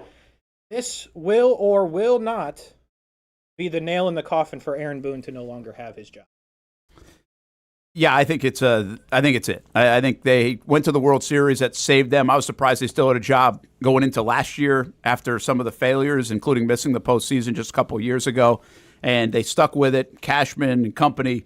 But I think sooner or later you've got to say, hey, you got to knock on that door and win one. Haven't won one since 2009. They need change. Their style isn't correct. I think they need change with Boone. I think they need change with Cashman. I think this has to be changed. Change is coming to New York. Yankees fans have to be clamoring. This isn't good enough to not win a World Series since 2009 and try to continue to do the same old thing. Good players, not great players. Brand of baseball, Aaron Boone, see you later. I mean, obviously, I wanted to take the side that Brent had, but you know what? Now that the more I think about it, this reminds me of the New York Jets, right? Because we can sit here and say, okay, well, Boone doesn't have, he doesn't play the proper type of baseball. He doesn't play the Milwaukee style of grit, toughness, small ball. It's all these big names with all these home runs and everything. Boone wasn't signing these guys. Cashman was. So maybe they have to get rid of Cashman, but maybe Boone is the right guy for the job. That's all I got. I can't even fake it. That was actually a good way to go. Give Brent the point. Right? Yeah. But do you have to get rid of both of them? Fair enough. Nah, you do. Yeah, absolutely. All right, Hamby, I guess we're going to give that one to Brent. Yeah, just give it to Brent, man. I mean, Austin gave it to me. Yeah, I gave it to Brent. That's a hard one. He pled guilty. Yeah. Guilty. Not the lawyer. You Sentencing in a couple weeks. All right, here we go. Jaguars. Tyson Campbell, we'll see you. Off to the shadow realm, which is the Cleveland Browns. Austin, the Jags actually got better by getting rid of Tyson Campbell. Yes or no? That's the argument? Yes, the Jacksonville Jaguars did get better now by releasing Tyson Campbell. We talked about this earlier in the show, but I'll repeat myself again. If this team is 1-4 right now, Tyson Campbell is one of the biggest question marks in terms of why this team is not producing. But since this team is 4-1, what gets lost sometimes in the numbers and everything and what we remember seeing is Tyson Campbell has been burnt pretty much every single game. Now, the outlier of that is him knocking the ball out of the Houston Texans, but go back before that of Nico Collins also burnt him as well. So they get drastically better. Tyson Campbell's more suited for man coverage. He gets that in Cleveland, but now we get a guy in Newsome who's more geared for zone coverage. So you're getting a guy who's better, for the system, who can give you more in terms of the cover 2 and cover 3. Of course they're better now with Newsome than they were with Tyson Campbell. Well, I think if you're raising the floor, you do wonder if the Jags are actually better. He might not be worth the amount of money that he's getting paid at $18, $19 million a year, but he's a good football player, and I think that's lost on a lot of people. Take away the dollars, he's a good football player. Terrific in the run game, made a lot of big plays. The Houston one, as mentioned, but even right after giving up a play against Kansas City, made 2 consecutive plays, one in the run game, one in the back of the end zone, to deny the Kansas City Chiefs for at least the time being. And Greg Newsome is not an all-pro guy. He's not a perennial guy. He's a talent, but how good is he? Now he has to come here and fit in and also acclimate. How long will that take on top of it?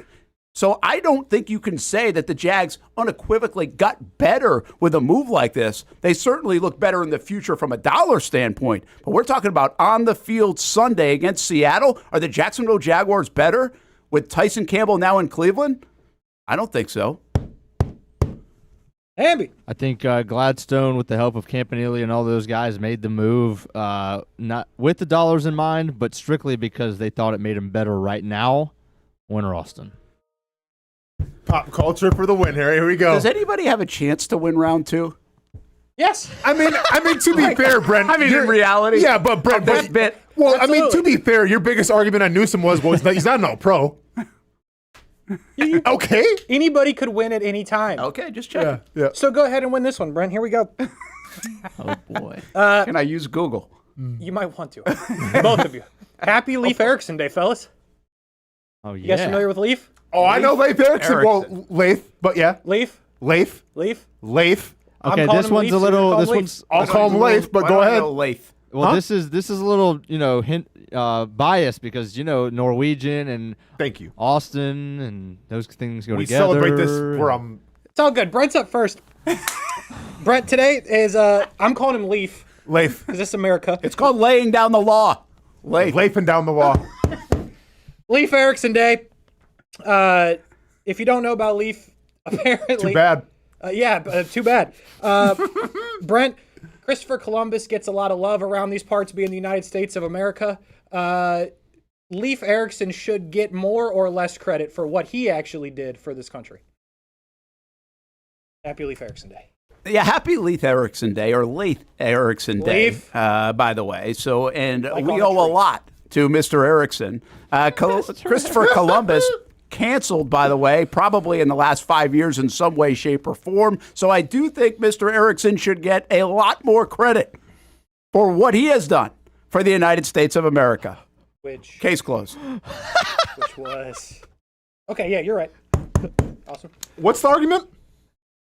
Now you're arguing that he should not get money Okay, here in America. Yeah, in the United States of America. Okay, great. Yeah.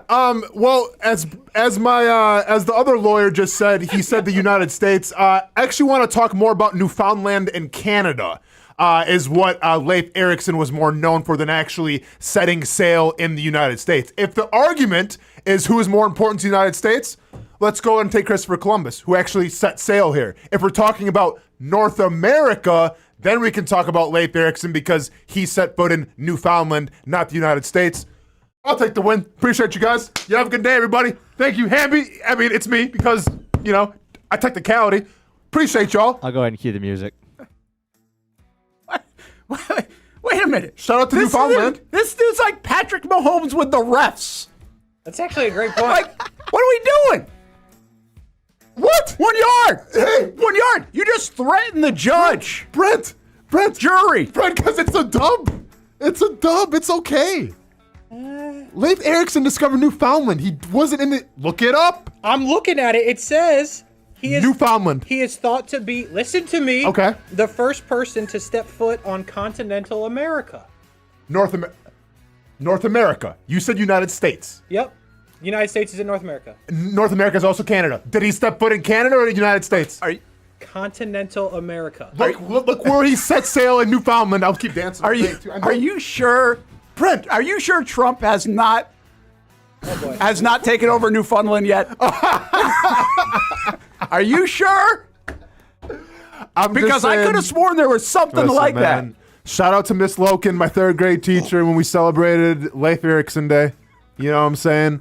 Dude stepped foot in Canada and Newfoundland, and it wasn't necessarily the United States of America. Casey made a point to say here in the United States of America, so Christopher Columbus gets more. Hamby, who won? I think the jury is deciding to have a retrial. Oh, yeah. Kangaroo court now? Is that what we're doing? Mistrial. Fantastic. I come back from Perth, and now it's a kangaroo court. Show the picture. Shocking. We got to get out of here. Club 904 is coming up next. We'll see you at Jaguars All Access tonight at Strings, 7 o'clock. Josh Hines Allen. And hope everybody has a good rest of their Thursday. Hi, I'm Greg Mackey from Cycles of Jacksonville. Whether you're looking for a side-by-side, ATV, motorcycle, or scooter, we have what you need. Get a Moto Guzzi Stone Corsa for just $235 a month, or a Triumph Trident for as low as $207 a month, or the popular Honda Rebel 1100 DCT starting at a low $204 a month. Stop by and choose your adventure from all of our great brands, only at Cycles of Jacksonville on Atlantic Boulevard. Family owned and operated since 1983. Hello, I'm Kenny Lay of Kenny Lay & Associates. Since 2003, our firm has fought exclusively for the rights of men in family law. Divorce, modification of child support, alimony, custody, and more, all for men. A father is vitally important to a child's life, and being a man is not a reason to pay more in child support or alimony. I'm a single father. I get it. If you have a divorce or other family law issue, contact Kenny Lay & Associates at divorcemenonly.com. We've been telling you about the Action Sports Jax 24/7 network for over a year now. How to find it, what to see. Simply put, it's TV online. Local sports content all day, every day, just like this. Did you always want to make history? Like, think that big, or just say, hey, I want to play in the NFL? I always say I wanted to play in the NFL.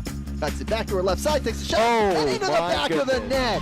Oh, what a pass. Oh, my goodness. What a pass. And they have been. We've been talking, we've been articulating. I did have a sense that they wanted to be bold, that they wanted to make a splash.